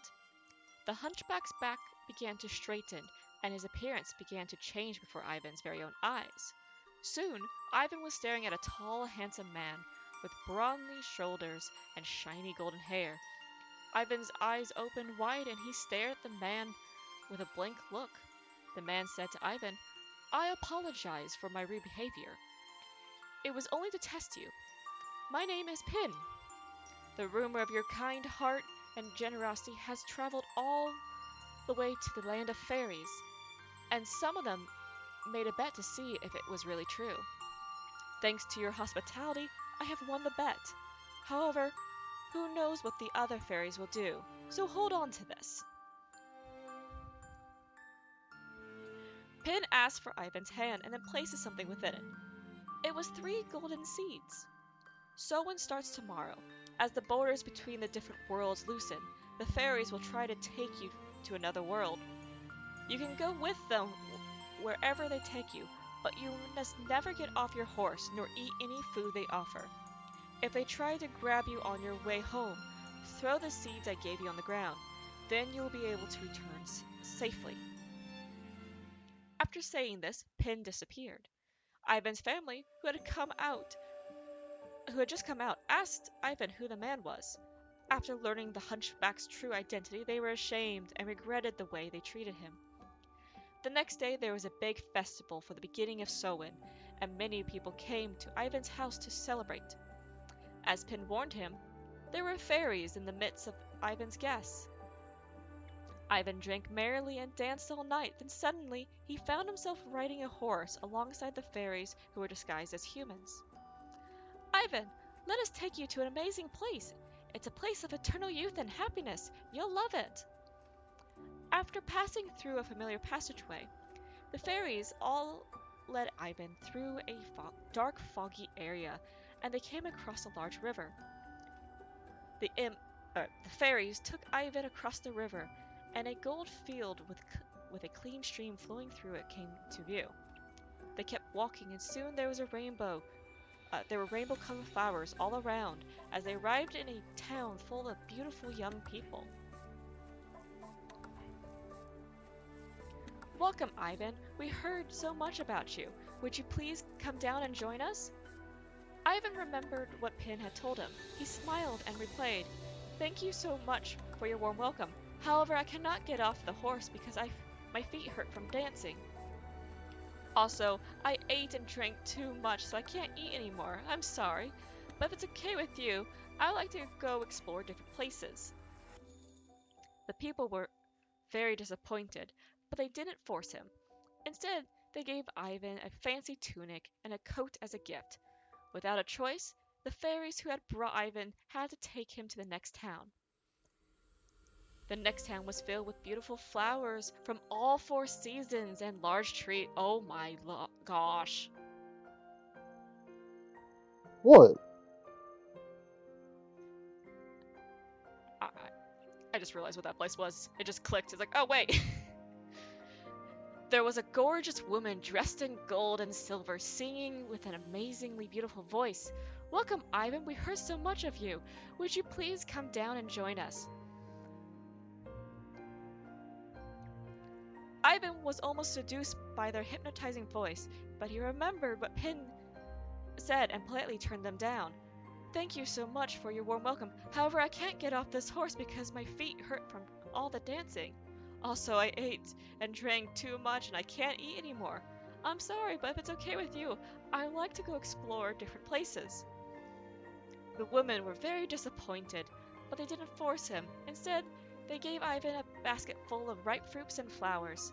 Without a choice, the fairies who had brought Ivan had to take him to the next town.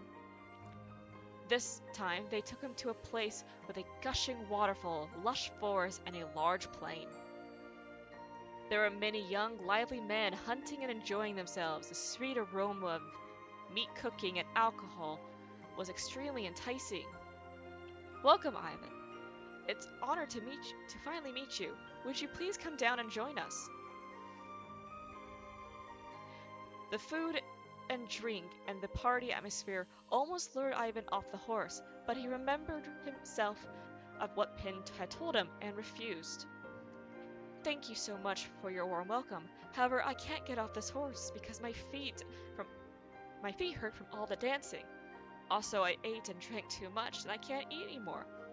I'm sorry, but if it's okay with you, I'd like to go explore different places. The young men were very disappointed, but they didn't force him. Instead, they gave him a pair of leather boots and a hat. The imps then took Ivan to another place. They brought him back to the river they had initially crossed. They said to Ivan, It's getting pretty late. Why don't you just spend the night at our home and rest? Ivan was thankful, but politely declined. Thank you so much for your hospitality, but I need to go back home and take care of my wife and kids, as well as my servants. I should get going. Then the fairy's disguise came off, revealing their true appearance. You make us lose a bet, take you around town, now you just want to leave? You're just a greedy man, aren't you? Ivan was frightened and turned his horse around and sped away as fast as he could. Ivan and his horse raced through the vast field, but the fairies were close by and were right behind his tail. When it seemed like they almost had the horse's tail, Ivan threw one of the seeds that Pin gave him. Then, out of nowhere, a giant barley field arose from the ground and created a divide between Ivan and the imps. He barely escaped and continued riding off. Soon after, the fairies were on his tail again. Again, when they were almost at the horse's tail, he threw another seed to the ground. This time, a giant wheat field arose and separated the fairies from him. He barely escaped again and continued to ride home. After a while, the fairies ran through the wheat field and were soon behind Ivan's tail once more. Ivan saw home in the distance, and he threw the last seed that Pin had given him. This time, a giant field of reeds blocked the fairies from chasing him. Before the fairies could get through, Ivan jumped to the river and swam to the other side.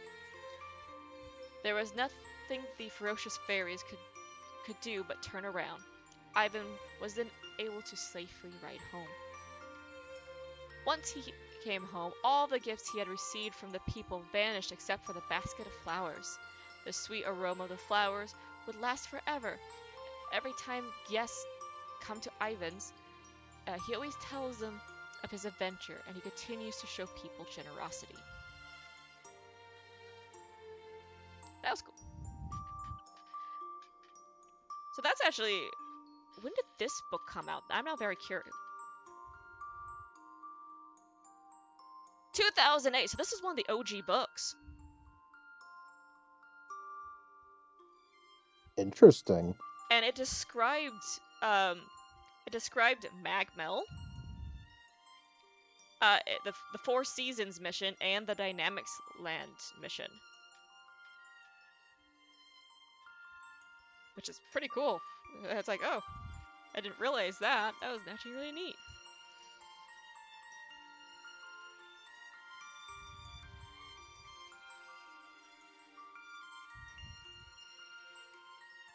They've included the whole hunting portion, as that's in Dynamic Lands. That's Karun's area. Huh, that's also pretty good. So, when I first read this, and I just didn't catch the season references, this story reminded me of... Oh, jeez. There's a few actual, like, real-world fables, very similar structure to this, but this one mostly reminded me of one of the stories regarding Kalia. I'll have to go hunting through my book for it, but essentially it's notion of treating like the hunchback or the old hag politely and respectfully, and being rewarded and helped through a danger. That's a motif that appears quite often in Irish mythology, Scottish mythology, basically all of the Celtic mythologies in that area. So it's kind of see an in-game book that pulls from that, and it's pretty cool. Though, obviously, it's still referring to fairies as imps in here, so that's always a fun headache trying to make sure I rewire my brain to say the right words.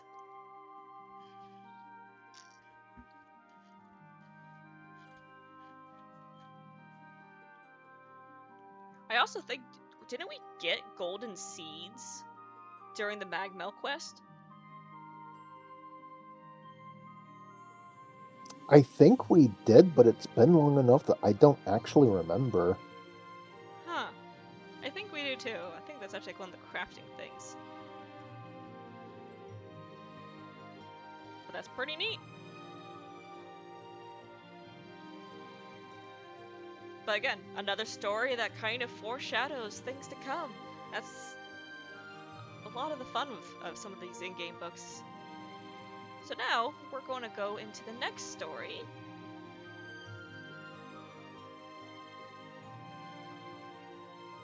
Which is one of the... another old book.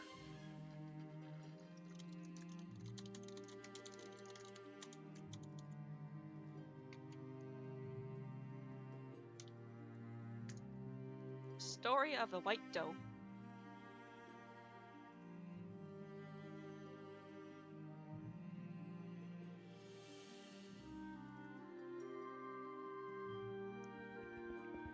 So, a story of a white doe. You can get this from Arzhella, which is the librarian in Wrath Castle. So this is G10 content. Wrath Castle came out in G10, right? Yeah. Brains. It's even labeled as a fairy tale book, interesting enough. And it is written by Ryldan. Alright, so part 1. A young man in Devonish Forest. A very long time ago, there lived a white doe deep in Devonish Forest. She loved prancing around the forest, soaking in the marvelous scenery of Erin. However, her parents would always tell her, "Baby, we know how much you love exploring the world, but don't ever leave the forest. That's where humans live. Even though we're protected by the power of nature, it's a different story out there."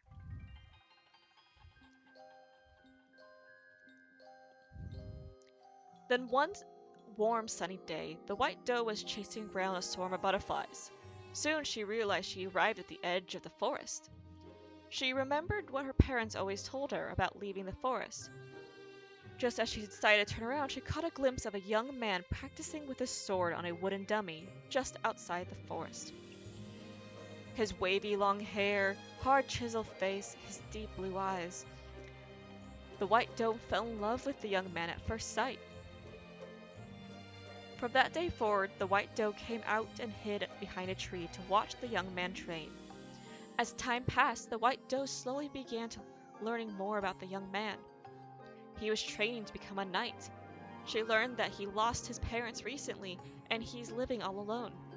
That he'll probably be appointed as a knight if he wins the upcoming contest at the Beltane Festival. And that he's been training here for that reason. The white doe wanted to talk to the young man. She wanted to see his face up close and hear his voice, and get lost in his shimmering deep blue eyes. As this continued, the white doe stayed longer and longer to watch the young man. Then one day, the white doe disguised herself as a human. Her parents had taught her how before. She disguised herself as a young lady and approached the man. "Beautiful lady, are you lost?" Though she couldn't speak human language, the white doe was ecstatic that the young man talked to her. The young man was also intrigued by this beautiful young lady. The white doe, disguised as a young lady, simply blushed and smiled and stared at the young man. They finally parted once the day turned dark. Part 2. Young Man's Dreams. The following day, the white doe disguised herself again and went out to meet the young man. However, she saw him talking to another man in fancy clothes, so she hid behind a tree. "You think this will win her heart? You think if you win the contest and become a knight, she'll fall in love with you? You're wasting your time. Even if you become a knight, it won't change anything." The young man finally let out a sigh and spoke. I heard you're getting engaged to the Lord's daughter at the end of the month. I just want to make one thing clear. I hope you're not foolish enough to think you really love her. You're doing this for yourself. You're of royalty, and I'm a poor knight in training. I'm not going to compete with you over her. I hope you understand what that means." The rich man got on his horse and rode off. The young man stood watching as the rich man rode off, then crumpled to the ground. He let out a big sigh. As he let out a big sigh, the white doe lady felt tears welling in her eyes. So that's why he's been practicing so hard in the forest. He already has someone he loves. She was heartbroken. "If I could take her place in his heart, The white the white doe lady's vision was blurred by welling tears that she accidentally stepped on a tree branch and as she turned around. The young man heard the noise and called out for her, but she ran back into the forest as fast as she could. She was so heartbroken. However, she continued to come out and secretly watch the young man. She didn't realize how much she had grown attached to him. She watched him every day as he came out to train and prayed that his wishes of becoming a knight would come true. Part 3. Rescue. It was like any other day. The white doe was hiding behind a tree watching the young man wield his sword. However, the young man seemed more sluggish than usual. She had been watching for a while now, and she could tell something wasn't right. Though she was sure something was wrong with him, she was hurt that there was nothing she could do. She decided to head back home. Then she heard a short cry. She turned around and saw a poisonous snake had bitten the man's leg. The young man managed to strike the snake as he flailed his arm. The startled snake released its grip and disappeared as the young man immediately collapsed to the ground. The white doe quickly disguised herself as a young woman. She ran to the young man and sucked the poison from his leg. The dazed young man caught a glimpse of her, but soon lost consciousness. How long has it been? By the time the young man woke up, the white doe lady was asleep next to him, holding herbs in her hands. She must have saved me. The young man, still under the influence of poison, fell back into a deep sleep. After that day, the white doe didn't have to hide anymore. She spent all day with the young man, watching him train, and went back into the forest at night.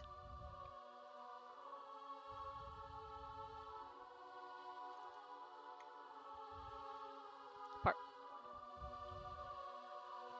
part 4 Festival. The Festival. The white doe was about to leave to meet the young man when her parents called her. It's time for you to get married soon. There's some guys we wanted you to meet. They're dying to meet you, but all she could think about was the young man. She shook her head and asked her parents for some time to think about it. She gave them an excuse that she wasn't ready. As the town festival was fast approaching, the white doe became more anxious each day. If he wins the contest, he'll become a knight and confess his love to the Lord's daughter. He'll soon forget about me, but I want him to have what he wants. What should I do? I want to become human. Before she knew it, the festival was here. She kept debating whether to go to town and cheer for the young man, but she ended up not going.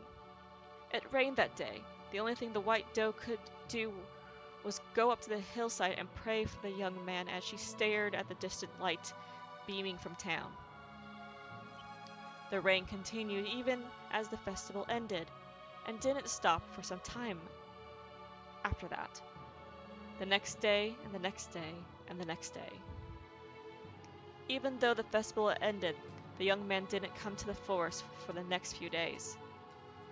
The white doe still came out every day, waiting in the rain, hoping to see him.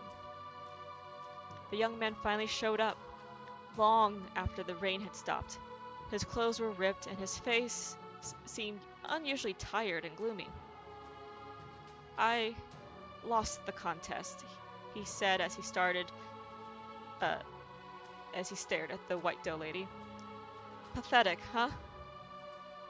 As she shook her head, the white doe felt a deep pain in her heart. At the same time, she felt relieved that she wouldn't have to let him go.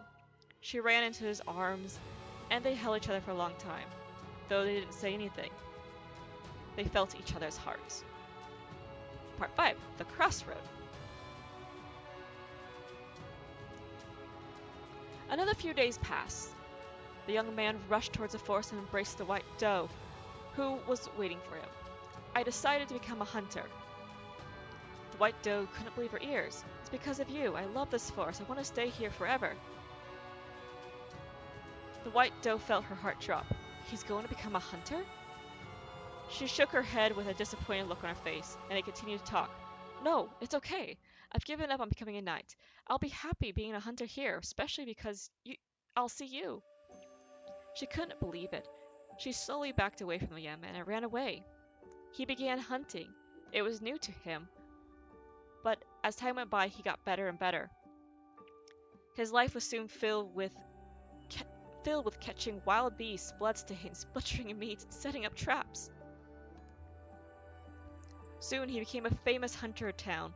With the money he made, he bought gifts and gave it to the white doe.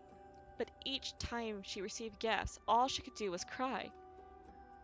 She could almost hear the screams of the hunted animals. The young man didn't understand why she wasn't happy. Then one day, the young man went into town to sell his goods, and he heard that the Lord's daughter was looking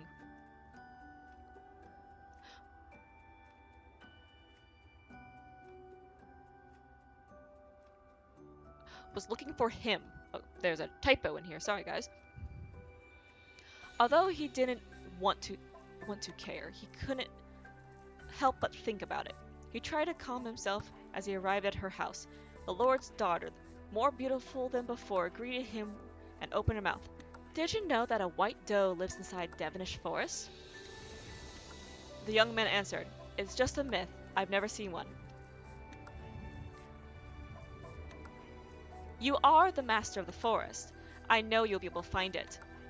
You mean I want the white doe's leather. I'll give you anything you want. Do you think you can do it? Anything? Yes, whatever you want.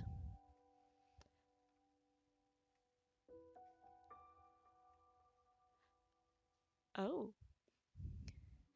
Although he had moved on, he couldn't say no to the woman he once loved. Give me some time to think. A white doe is a sacred animal. Who knows if I'll even come across one? And even if I do, I've heard killing a white doe would bring a curse from Serenus. Kurunos. Uh-oh. I'll be waiting for good news. The young man returned home that night, tossed and turned his bed, and couldn't fall asleep. The guardian of the forest seems to be fond of you. He wants to meet you. Oh, and he couldn't sleep. Alright. Paragraph break here, sorry. The guardian of the forest seems to be fond of you. He wants to meet you. The white doe's parents kept trying to set the white doe up, but the white doe couldn't say anything. She was too in love with the young man. Seeing her hesitate, her mom opened her mouth. Baby, we know what you've been up to lately. We know you've been hanging around that human boy every day. The white doe was surprised. Then her dad's gentle yet stern voice followed. You might be able to disguise yourself as human, but that's just your outer appearance. We're fundamentally different from humans. We are sacred animals with the anointing of Serenus to look over the forest. Plus, I heard this man is a hunter who kills animals in the forest. What you're doing right now is breaking the natural law. Breaking the natural might be enticing at the moment, but it will inevitably reap irreversible consequences. The white doe began to cry. The deeper you fall in love, the pain will be greater. I know it'll be hard to forget about him right away, but you must remember this. And her dad finishes with the last words. If you don't want misfortune to come upon him, you must forget him. Don't forget. Yes, this is the white doe story. Part 6, Decision. Meanwhile, after a few days of contemplation, the young man went into the forest carrying a bow, with determination in his eyes. The white doe was... Badger, I have to talk to you about something after this. I just realized an oh no moment. Oh no. You might have already picked up on it. Meanwhile, after a few days of contemplation, the young man went into the forest carrying a bow, with determination in his eyes. The white doe was waiting for him at the same place that they've always met. They embraced each other, and the young man opened his mouth. I met the Lord's daughter a few days ago. The white doe lady winced. She asked me to hunt her a white doe. Her heart sank. I see. I understand. Soon she gave up on everything. It's my fate to be killed by him. We were never meant to be. Still, I could make him happy in exchange for my life. He opened his mouth again, but I decided to turn her down. She couldn't believe what she just heard. Hunting has nothing to do with my love for the forest. I never felt comfortable killing all those animals. Something wasn't right. The white doe's heart never pounded so hard. Now, I understand. I know you don't want me to kill the animals in the forest. I'm going to stop being a hunter. He then snapped his bow in half. I don't really know who you are or where you're from, but I wanted to tell you this today. The young man's blue eyes reflected off the white doe's eyes. You mean so much to me. Stay with me from now on, forever. The white doe felt a burst of joy exploding in her heart, but soon after she remembered what her parents had said earlier. He is human, and I'm an animal. This love would never work. She hesitated and hesitated. Finally, she shook her head, though her eyes couldn't lie. I understand. I guess this was a bad idea. He carefully looked at her and slowly turned around with a bitter chuckle. She could hear a sigh, and it crushed her heart into pieces. The white doe's eyes filled with tears as her vision of the young man grew blurry. Just then, the lord's daughter fiancé was passing through the area and spotted the white doe. However, what he saw in his eyes was one white doe. That's the white doe she's been talking about. Just my luck. He aimed his bow and fired towards the doe. The young man, who had turned around to take one more glance at the doe, saw the man aiming his bow. He quickly threw himself to cover her. There was a dull thud, and then the white doe's scream rang out throughout the entire forest. Part 7. A Story of a White Doe. The accident had the townspeople talking. The famed hunter had died in the forest. Doctors diagnosed that he was killed by a wild beast. People rarely went into Devonish forest after the incident. However, there was also a strange rumor that circulated throughout town. The word was that the hunter wasn't killed by a beast, but from a wound inflicted by an arrow. The next month, the lord's daughter was married, and her husband became the new lord. The rumor, buried under the big event, slowly faded away. The news about the lord's daughter and the new lord soon died out as well. After some time, another story surfaced in town. A few people who went in and out of the Devonish forest reported seeing a rare white doe in the forest.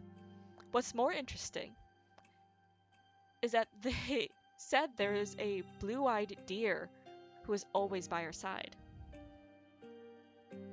And that is the story of this white doe.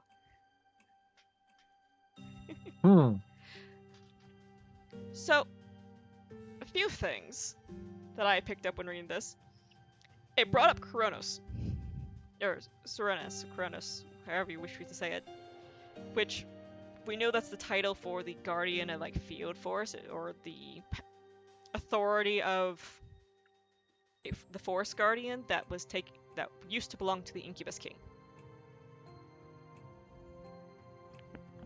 That, or they're trying to refer to the Serranus pet, because they use similar spelling, but this is also a very old thing, so there's chances that translations might be scuffed.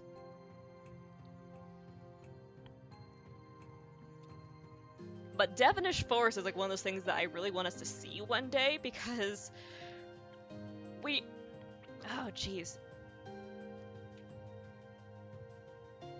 It's just a new forest area. Cool, let's go see it. But the thing is, we don't know where it's at. And then we get a drink in game called Devonish Stout. And it says it's like from the northern region. So it's like, where in the northern regions? Is this like near Tyr? Or is it north of Taltian? Is this in Connaught? Maybe. Which, what definitely set off my alarm bells with that was it G2425 where Jennifer gave us a drink? I think it was G24, because I remember doing that bit, and I haven't done G25 yet. Well, that answers the question. Yeah. During the quest line, if you have to talk to Jennifer, the pub owner in Bangor, and she gives you a drink depending on your age. So usually most people are getting milk or juice because we're all under 21, which is kind of funny. But if you had an older character, you got Devonish Stout, which didn't technically was like a very odd pick, and it's like it definitely set off my red flag meter, like ding ding ding ding. Hey, there's something up here. Why are you teasing? You've been teasing us with Connaught all this chapter. Now you throw Devonish at us. So maybe it's a forest up in that region. That would be pretty cool. I hope and pray. But yeah, this story was definitely an interesting one. As well as there's another thing in here that was interesting.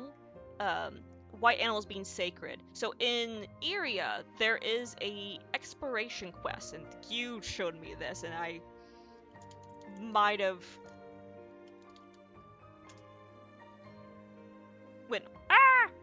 when I saw it. Let me find it. So one of the exploration quests in Iria is called Eliminate the White Bush Boar, and that quest talks about, it's not on the wiki unfortunately, that Surdewin, a goddess, is rumored to take the form of white animals, leading people to believe that the white bush boar could be one of her forms. So, white animals being associated with deities is popped up a few times in the game already. So this is one of the old, again, very old story. It's been around since G10 at least, at latest. That it'd be interesting if we see this kind of unfold. So if like when we do ultimately go to Connaught, or Connaught, say the other variation of spelling it, there is a region called Devonish, and we end up encountering a white doe up there. That would be cool and kind of a neat callback to the story.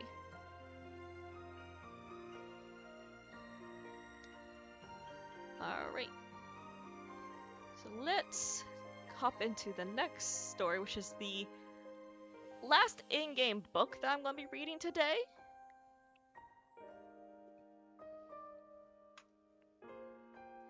But it's also one of the newest books that have been added into the game. Added in like 2020, so it's 4 years old.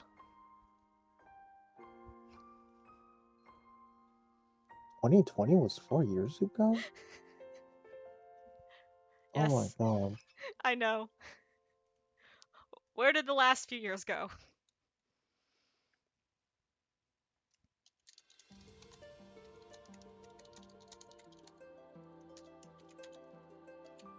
So next thing, which let me go ahead and get rid of that picture.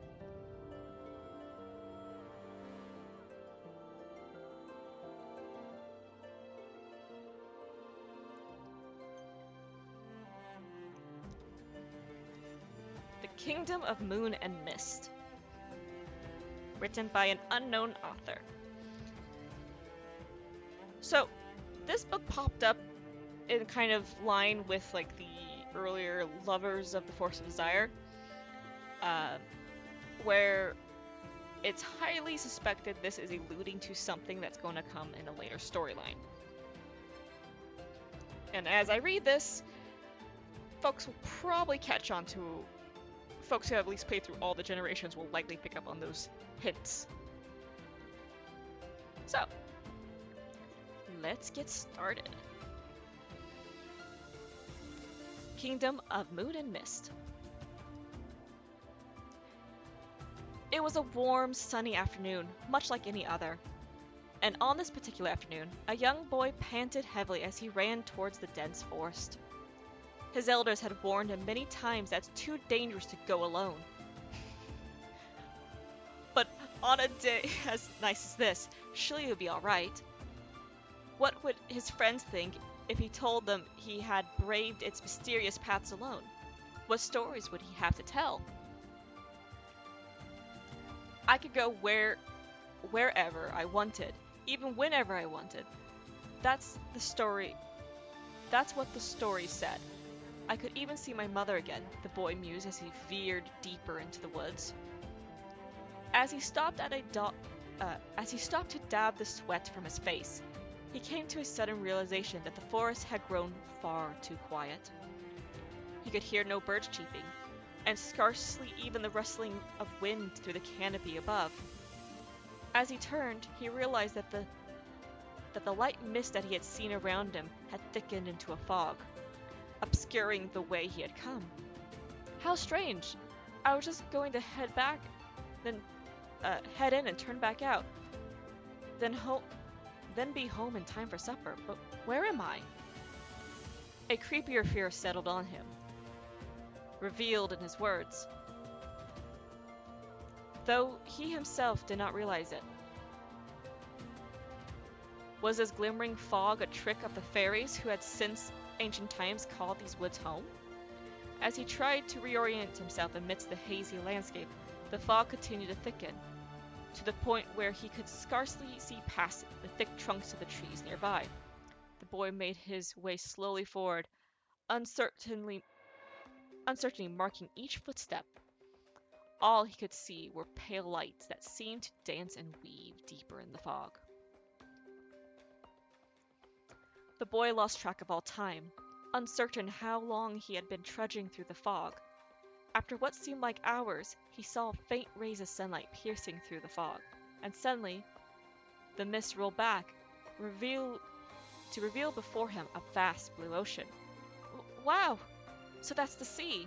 I remember Mother would sometimes talk about growing up near the ocean. It's just like she described in her stories. She might have played on the beach just like this one when she was a girl, running up and down the shore. The boy, who had been raised far inland, never been to the coast, breathed deeply, taking in the salty scent of the ocean for the first time in his life. The thundering of the waves breaking upon the shore filled his heart with wonder. That forest near my home was nowhere near the ocean. How did I get here? It certainly wasn't just walking. Struck with sudden suspicion after the initial delight, the boy sat down on the sands, the wind rustling his hair. Something was odd about it. He knew the area around his home, and the sea wasn't a place you could get to in half a day's walk or even a whole day's travel. Huh. That could only mean it worked? It really worked! I'm going to see my mother. I have no time to dawdle here. His worry melted away as quickly as it had come. The boy rose to his feet. A grin spread across his feet. He continued down the beach, feeling the warm sand beneath his toes as the shore seemed to expand before his eyes. He awoke slowly, opening his eyes to see the dimly luminous fog around him, obscuring his sight. Where had the beach gone? He was walking down the seashore, and now more mist? Soon all before him had become a blur of churning white. But he picked himself up and continued to walk, breaking out into song as if to soothe his uncertain heart. He could make out no detail of the fog-shrouded landscape that would give him a hint to his location. It was eerily silent, and he never felt more alone. You really can't carry a tune, can you? A small voice rang out like a tiny bell in the silence, speaking to the boy. As he sunk to the ground in fear and amazement, a little ball of light approached him. It flitted around him, continuing to speak, almost as if sorry for scaring the lad. Oh dear, I've gone and frightened you, haven't I? Truth is, I've been watching you since you first stepped foot in the forest. It's been long since anyone ventured this deep in the woods. Who are you? I'm a fairy. It's my job to guard the mist, on behest of our queen. The tiny fairy broke into a tittering laugh, beaming every inch with pride. As she continued to trek, the boy began to talk with the fairy, and as they conversed, he learned that the strange glowing fog in the forest had a name, the Feth Fiada, the magical mist created with the power of the fairy queen herself. It had the power to spirit away anyone who entered it to whatever place their heart desired to go. Of course, not just anyone can pass through. Our queen would never allow those with evil intentions to abuse such a wondrous magic. That's why she entwined the Fethfiata with a very special enchantment. When they try to pass through, the mist will sometimes take you to a location not of this world. Just a bit of fairy whimsy, of course. That land is known as Tekduin, a fantasia of the void that exists only in the heart of the mist. Those who end up there get lost forever, trying so desperately to get to a place they truly desire to see.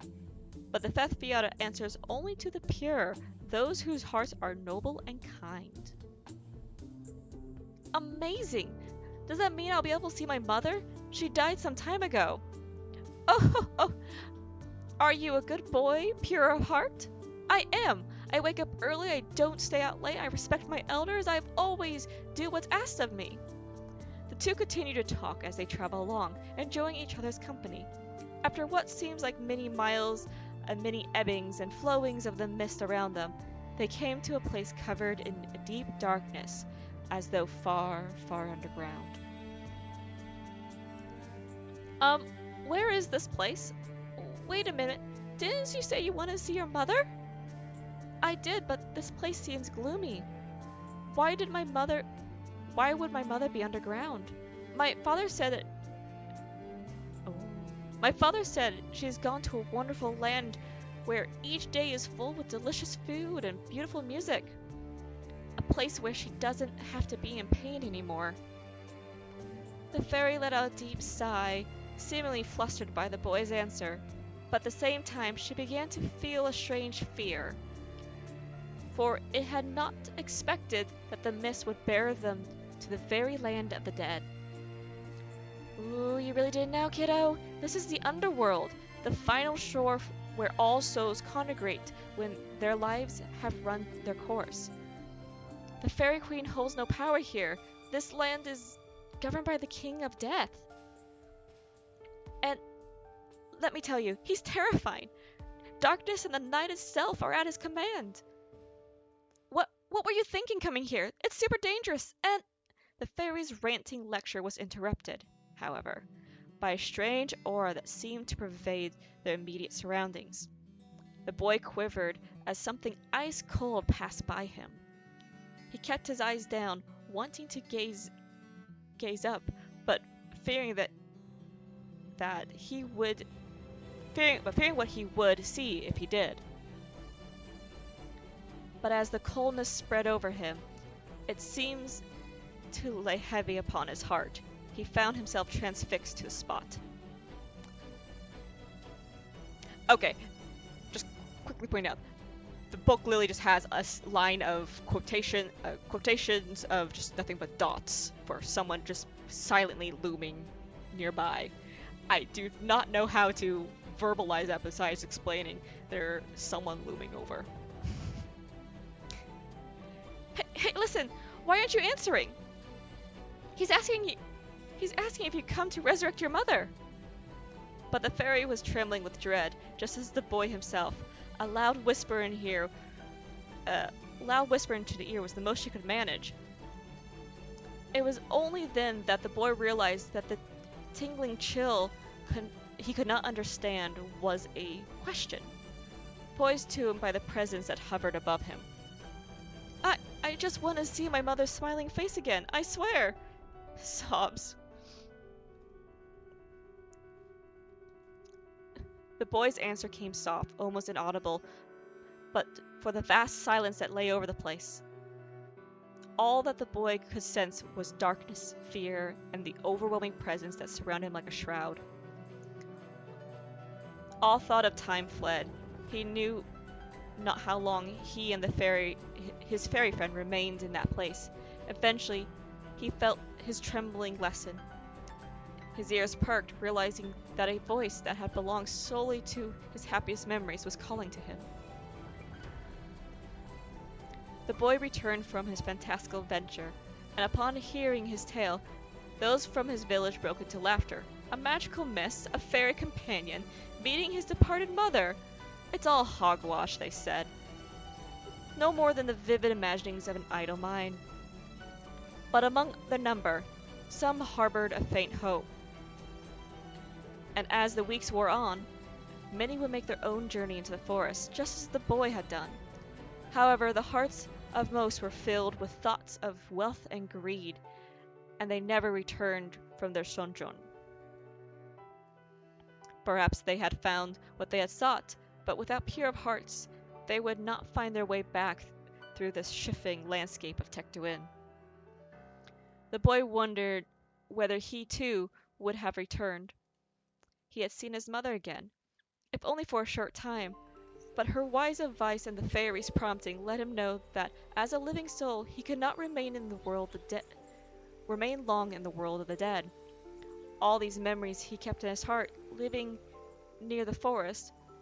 But as years passed, the secret of the Fethfiada and the fog-shrouded landscapes of Tecduin were gradually forgotten. For who was there in this world who could walk the mists with a pure and noble heart and find their way back again? And that is the end of that story.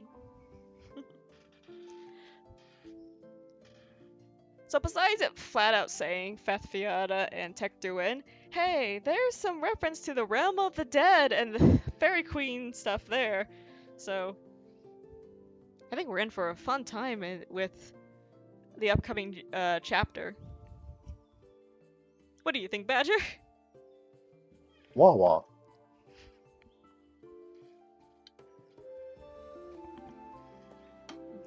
Nothing to add? I mean...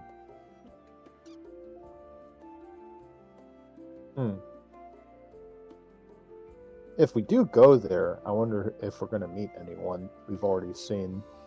I suspect we might.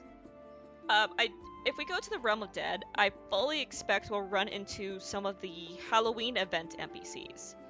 The two detectives that I'm blanking on their names at the moment, and Sion. Or Sign. The Midnight Agents, essentially, since they work for the God of the Dead, or King of the Dead. So I'm sure there's a few people who would love a chance to meet certain NPCs again. Oh boy. Okay, first off, I'm pretty sure we won't meet a certain NPC ever again. His tale has come to an end. Let that man rest in peace. You know they won't.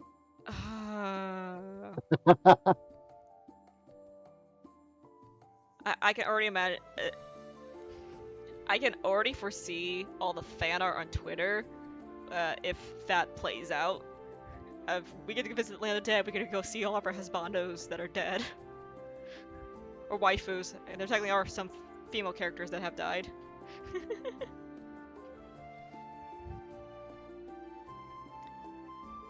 But let me get this last part set up, because another thing to bring up. So with that story, and how do I do this? I'm trying to think of a good way to like put this on screen so people can see what I'm seeing.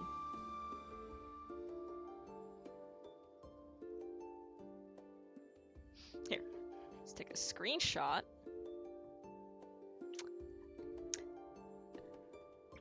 Technical difficulties, yippee!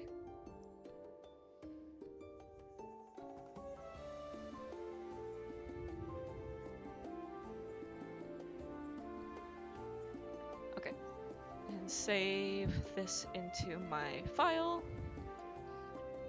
Descriptions. So, this might be too big for the screen. Sorry, Badger, I'm going to cover your face for a moment. Actually, let's put it over my lower Nagi thing at the bottom. That's okay. Wah. So, hopefully that's legible-ish on stream.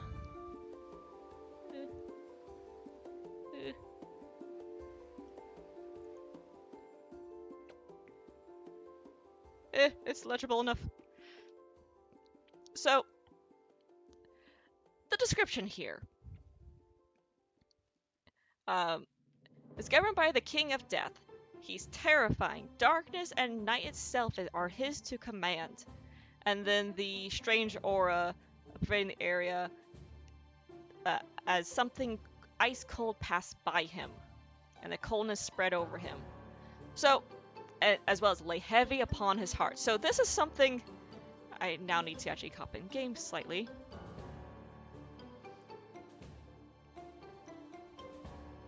Let's bounce out of this.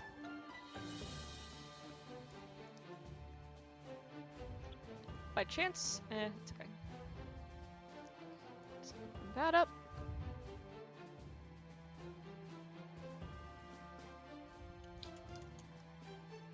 So, years ago, we had something called the Frozen Heart Gachapon pop up in the game. Or also called like the Winter Sweetheart tale, but I just threw on one of the outfits from it. This actually had a trailer too. This was like the first like gacha trailer that got animated as well, which made people kind of freak out because everyone thought, oh, is this like new content? What's going on? There's a full production trailer behind this. But no, it's a gachapon sale. It's like, huh? So, let me read the description of the gachapon itself. A magical book discovered by Butchin while exploring the Shadow Realm. This book lets you peek into some other world's fairy tales. If you use it, you acquire related items. Specifically, the items are for two characters, being Argenta and Mortello. I have Argenta's outfit on because I'm a female character. Actually, I could throw on. There's a elude version of Mortello's outfit. There it is. Mortello. Why does the game pick the weirdest colors? Anyway. So, Mortello's outfit reads the following. The King of Death. Mortello wears a pitch black outfit and accompanies the living as they take their final breaths of mortal life. Excerpt from the fairy tale Frozen Heart. As for Argenta's, it is said that this is the dress of Argenta, the Winter Queen, whom it was said that the dress of Argenta, the Winter Queen, was made out of frost blossoms of the cold dawning sky. So, specifically, I'm just going to kind of point out the thing with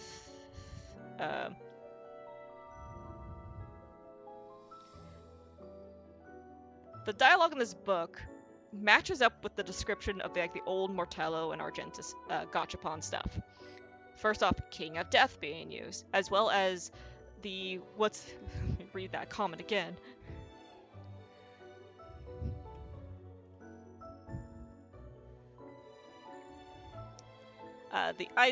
Something ice cold passed on him. The coldness spread over him, and it seemed to lay heavy upon his heart, and he found himself transfixed to the spot.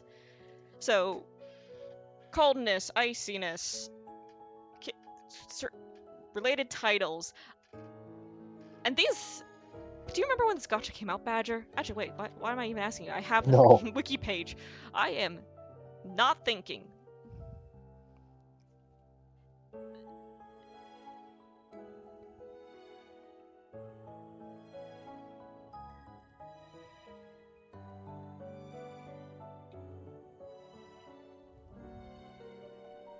(2017).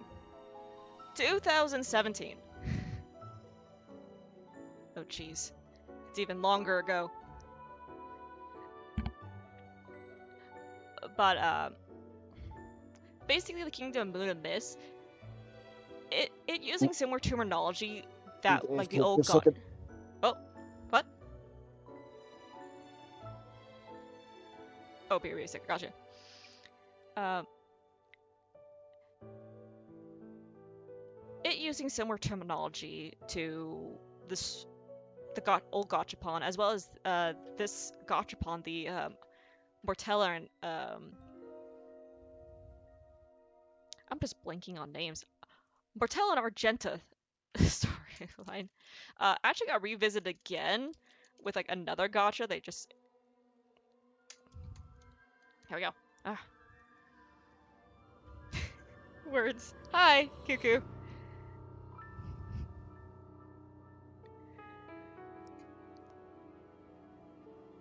Basically, the theme of this gacha has reappeared a few times with newer gachas, and not just like repeat stuff. It's actually like, hey, based off of the Frozen Heart fairy tale. And now we actually have a book in game that uses similar terminology to this gacha. I kind of have a suspicion we might encounter um, basically Martello, at least in the Realm of the Dead. That would actually be a pretty interesting callback and probably blow a lot of people away when suddenly that NPC is like, yeah, I'm real. What's up? Though I would wonder how Argenta plays into this. What, Queen of Winter? The Winter Queen? Since we just had the Kalia, and for Kalia is usually the Queen of Winter in most Irish mythology, but perhaps it's not a deity, it's just a queen of a wintry lands. Looking at you, Connaught. Looking what's north of Slabness. So yeah, there's a crazy idea. I'm totally not full crazy conspiracy mode right now. Actually, I am. I should probably just slap that on screen real quick. I'm in conspiracy mode.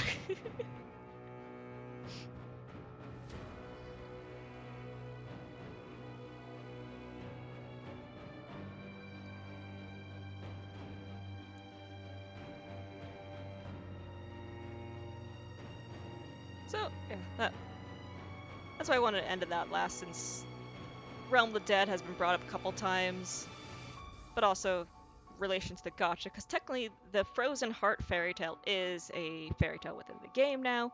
We just don't really know the full story of it yet. We just know bits and pieces.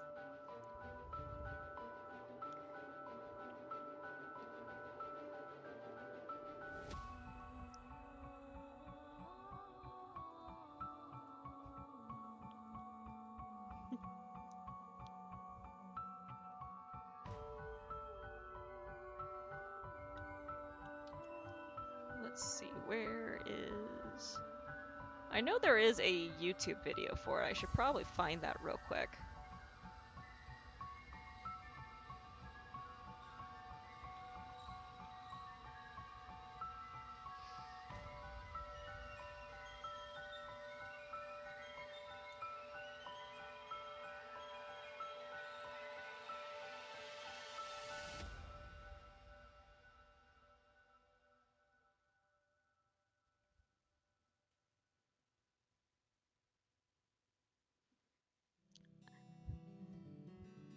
Oh gosh, I'm looking at the descriptions of a bunch of these items from this gacha. I might just have to do a full video dedicated to the Frozen Heart thing. That's gonna be added to the list, because there's definitely things to take note from it.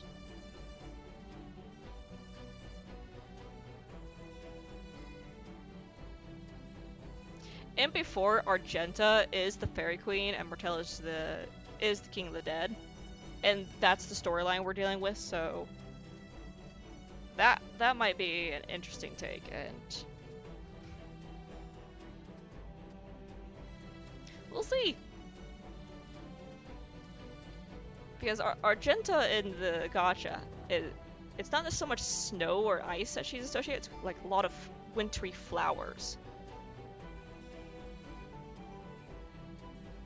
Like Frost Blossom is brought up a lot with her.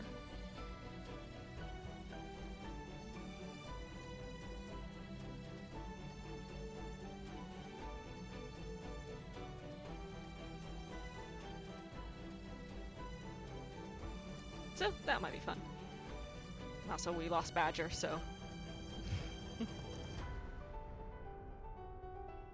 Definitely recommend everyone get some drinks and hydrate. I'm gonna grab my drink as well.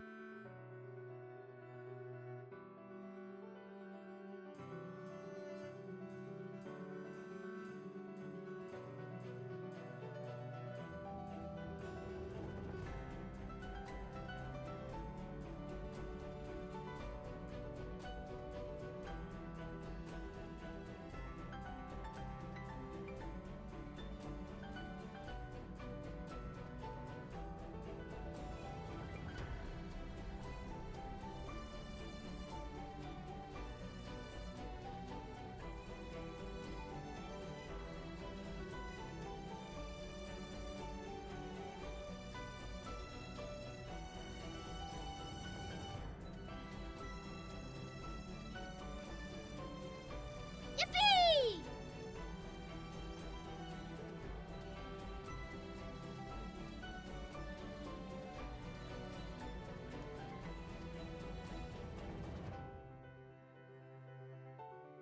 Alright.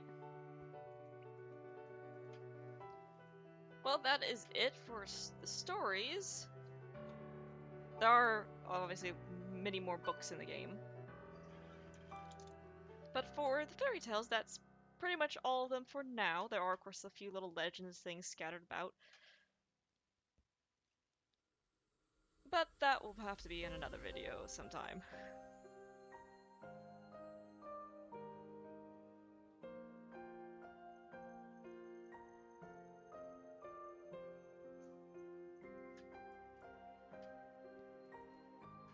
Oh, hi, kitty cat.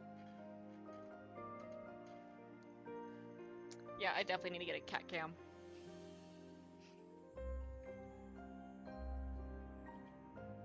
Troublemaking furball.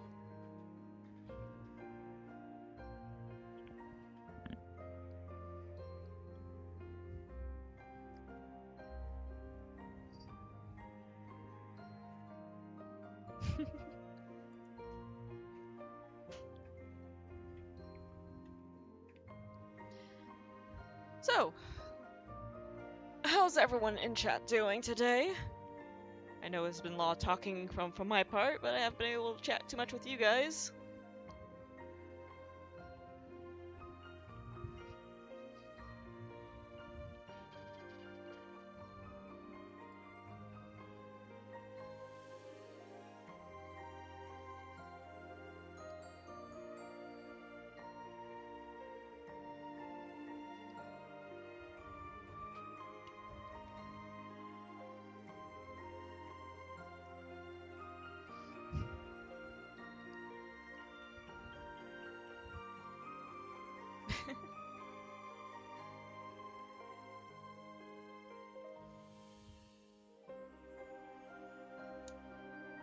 Oh my gosh, my inventory's still a wreck. I need to clean all this before this weekend.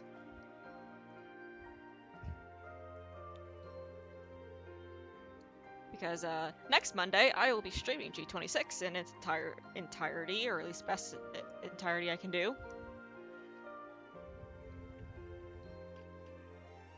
Had to double check make sure my mic was actually on. I'm so excited!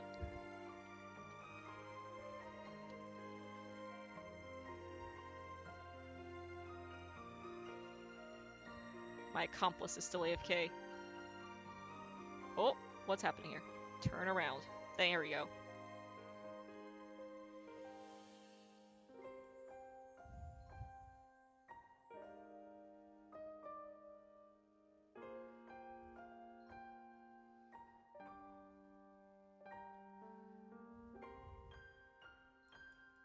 Oh yeah.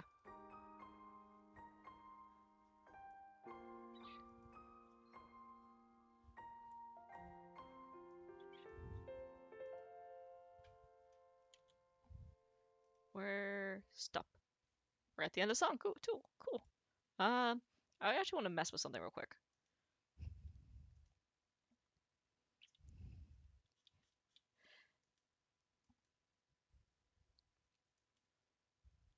Have any of you guys noticed kind of the weird names that a lot of the soundtracks in the game have?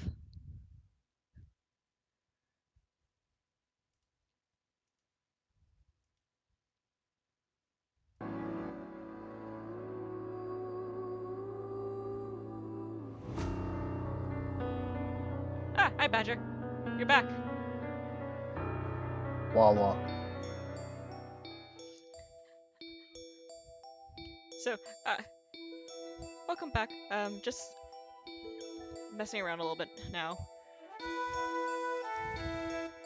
I need to turn down background music. Oh my gosh. Yippies! Okay. So Bangor's theme is called A Dreaming Town. Have you noticed that? No. And then Dugald Isle is a hyacinth held in your lips. Hmm. Pardon? Some of these are actually really interesting. So, nameless land for Tormor makes sense.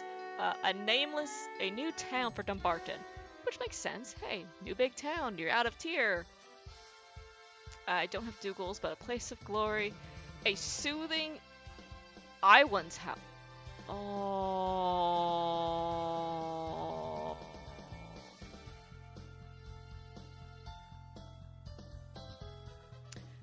A soothing cup of chrysanthemum tea is Iwan's, the theme for Iwan's, yeah. Oh, they got updated? I've always noticed these, like, on Wiki, or if you translated, like, the in-game files, what they say, but, I guess this is now the more reliable place to look. An old, reliable road sign. Field. Oh, it's this one. Okay, okay. I'm like in 2023. Yeah, when the jukebox came out. Makes sense. Breaking the waves for Manannan's Island. Makes sense. Desolation for Another World. Fairy's Flight for Remain?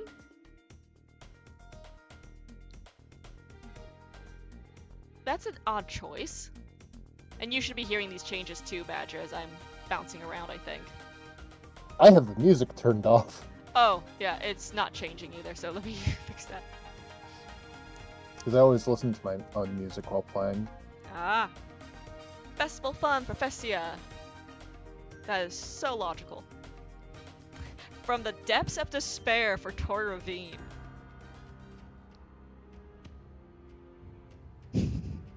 God's will veiled by time for the Sanctum.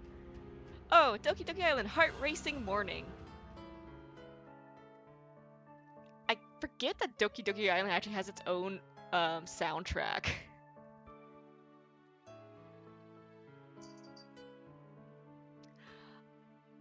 Pardon? Sine Snecha. Lay thy lips on goddess wings. Huh?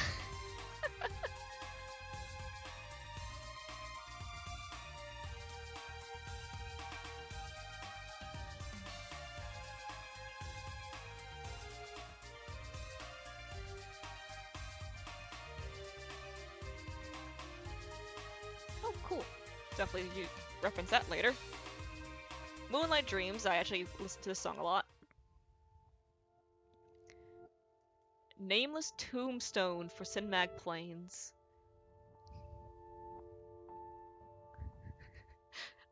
Alright. Oh. I always found the Osa Sail Oset to be go way much harder than it needs to go.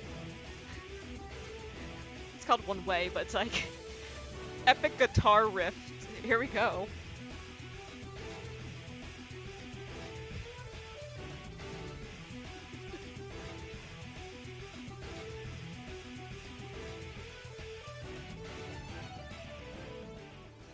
Paradise at the Desert's Edge for Porconis, makes sense. Riding the Rainbow Winds for Abney. So some of these are just so much fun to read. Rosy Lipstick on a Wine Glass for Bean Rua Club. Scenery reflected in the water for in main Maha. I don't have that one on here. Snow falls on the silent mountains for slab miss.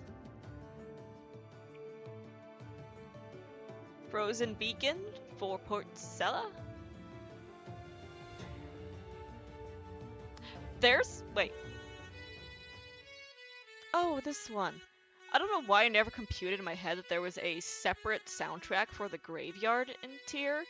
It just kind of all melds together in my memory. But it makes sense,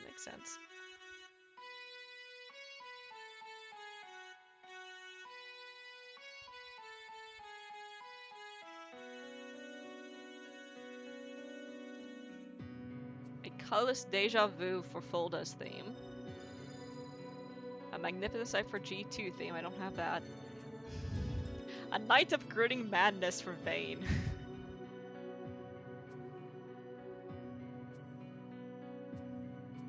Prelude to Tragedy. Story Untold. All the advents of the goddesses. Bittersweet Nightmare. Is this?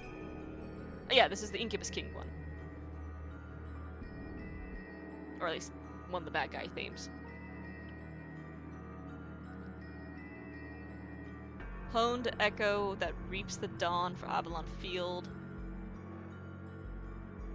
Then there's the orchestra version. Tears Reminiscence, that's a Halloween event. The Dark... Okay, who came up with this? The Dark Knight Rises for Morphidrinas?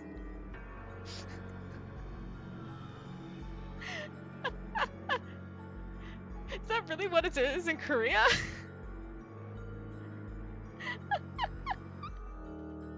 Epic. By the way, The Dark Knight Rises, the Batman film, is cool. I always recommend people checking that out. The end of the saga ending theme.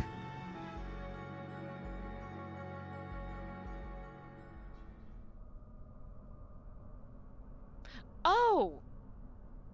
I forgot this one exists. Just the spooky, windy sound.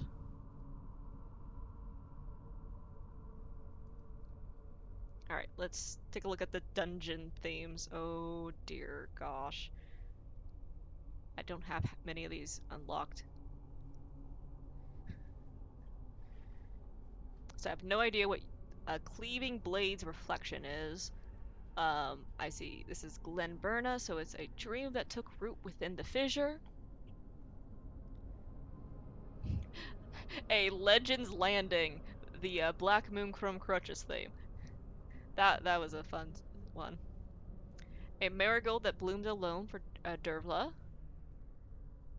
Resentful Requiem for Sarah. Tree Branch Dreaming of Transcendence for Hemerarch. A Twitch Amidst the Silence for... Oh! Interesting. I use this song a lot during my videos, so I'm surprised I didn't know the name of this one. Interesting. I think this is Dungeon 5 in the files. That's what I know it as. Welcome back. An old bell tolls over the frozen land, the Glenburna boss. At the end of your longing for Talik, believe your force for Rundle boss, Catastrophe for Avon Theater, Darken Echoes for Rabby Dungeon. Ah, this one.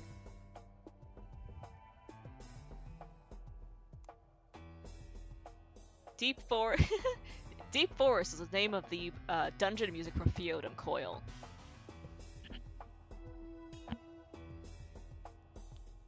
Evergreen Floral Marsh, that has to be the fairy, one of the Magmel dungeons. Fever Dreams is there's that theme.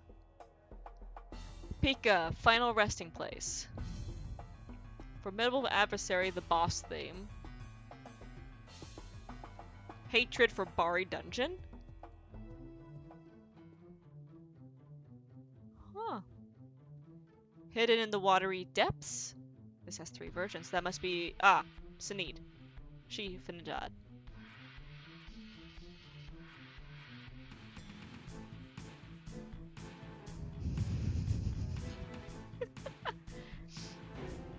Oop, there we go. This one. The Succubus Queen's theme, Badger, is called Innocence in the Night. So this is Zephyr.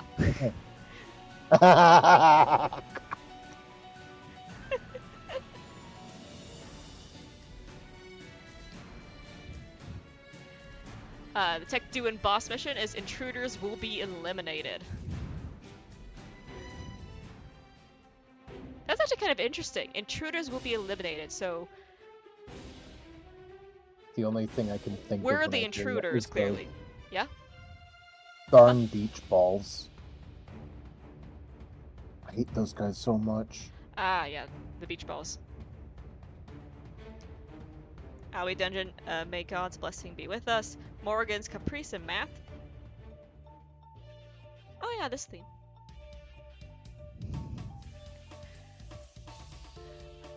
Magmel mission is the mysterious forest beyond the mist. Order of Pride for the Avalon training area.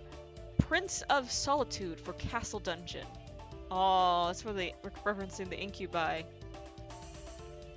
Red Reverie. What is that? I don't have that unlocked. What do you think that is? No clue. Red Reverie. What are you? Let's see if I can find it on the thing that I just got sent. Red. Nope.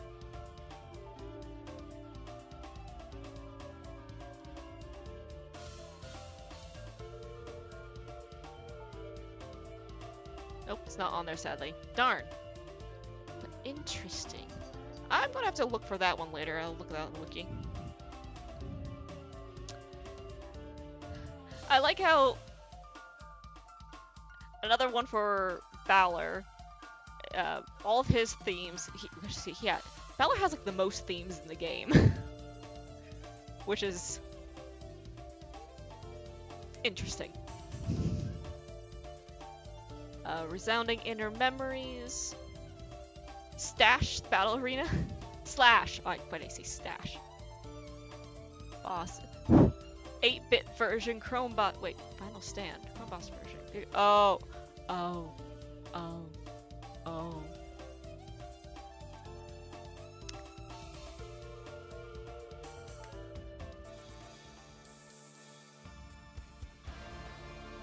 It's the remix of the Glass Goblin themes. Ah. Final Stand, and then there's the Giga version. Which I think is just a bit more noise to it.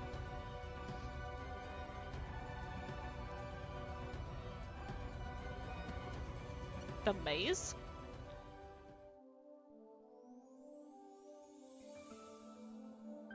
Wait, who are you? Is this the dungeons in Iria?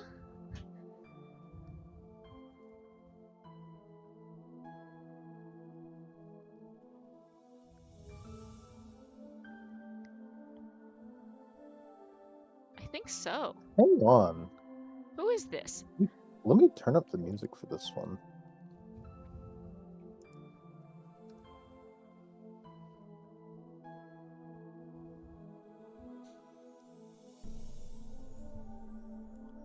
What are you?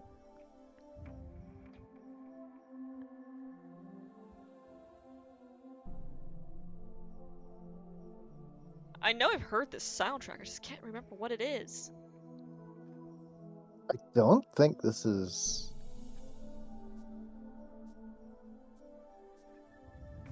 Because I think Maze and Karu have a different theme. We're just trying to figure out what these soundtracks are now.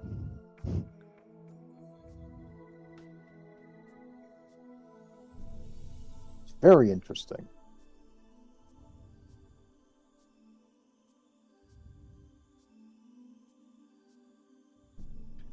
Anyway, sounds pretty.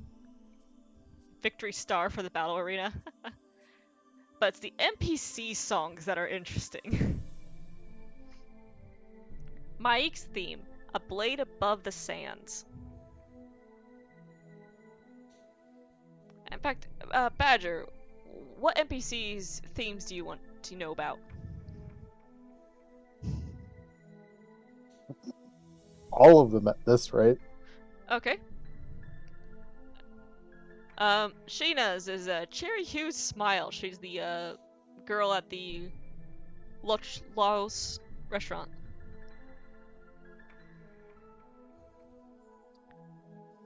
Eocats is a dim twinkling in the dream's depths. Arzella is the dusty bookmark full of memories. That's kind of a mean name title. Jeez.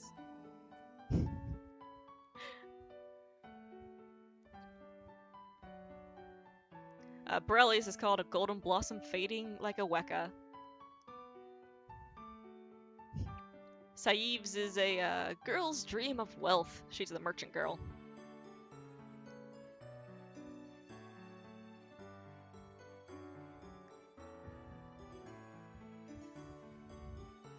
Gosh, there's so many.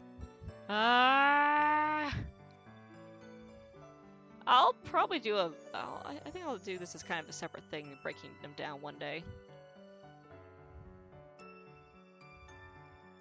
Where's the miscellaneous ones real quick? What are these?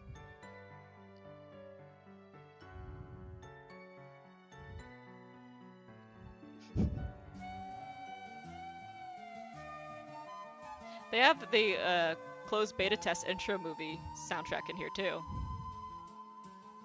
Oh.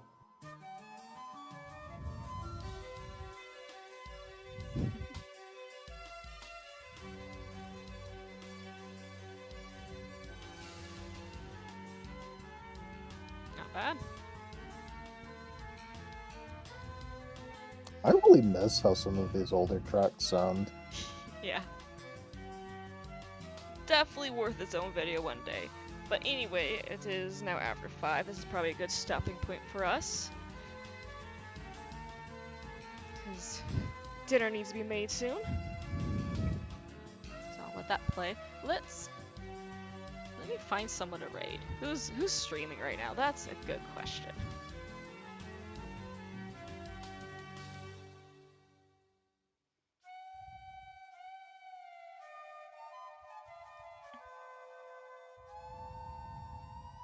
Theo means wood. Pass it on. Hello, Lauren. We're just now wrapping up, so I don't know if you missed. Oh no.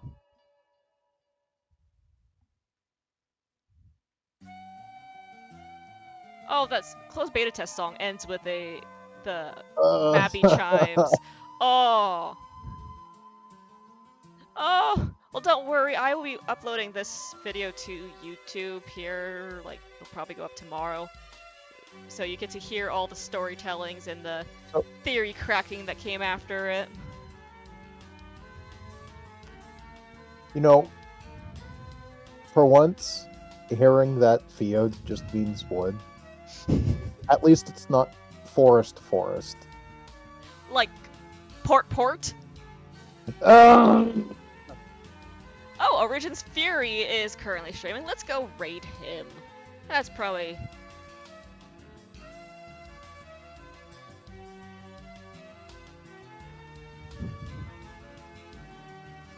Alrighty, so let me go ahead and switch to stream end here, and we're going to head on over and say hi to Origin. bye-bye, guys.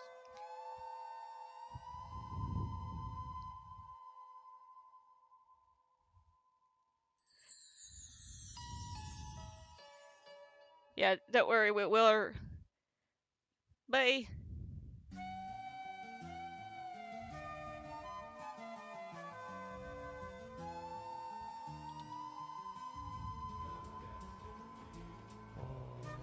Well, what? Mabinogi, thank you for the raid. How are you doing? Oh my god. Also, I saw you standing next to a couple of the other people on Channel 5 the other day, and I was like, wait a minute. Who is that? That's Mal? And they're like, yeah, that's Laura Nogi. Mal and Laura Nogi are the same person? What? I don't know why I never clicked in my fucking head. I'm brain dead.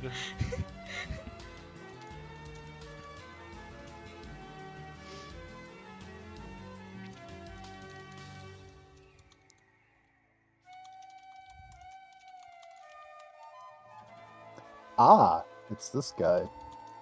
There we go. And where is... There it is. What? Better! Hi. Hi. Young lady, did you ask for permission to join? Oh, Bratzy permission? Yes. It's news to me. motherfucking fireworks. Ooh. Okay. I need. Yeah. See, the cat said. I don't need it. Laura Nogi's just There's a a lore channel, fucking, 'cause sometimes what's I her may name? have guest Twinkle lore cosplay geeks in doing stuff Dunbarton. in it. That's fair. Sparkle? Sparkle, yeah, Sparkle. I was like Twinkle. Who's Twinkle? Hey, I was in the No right cat. ballpark.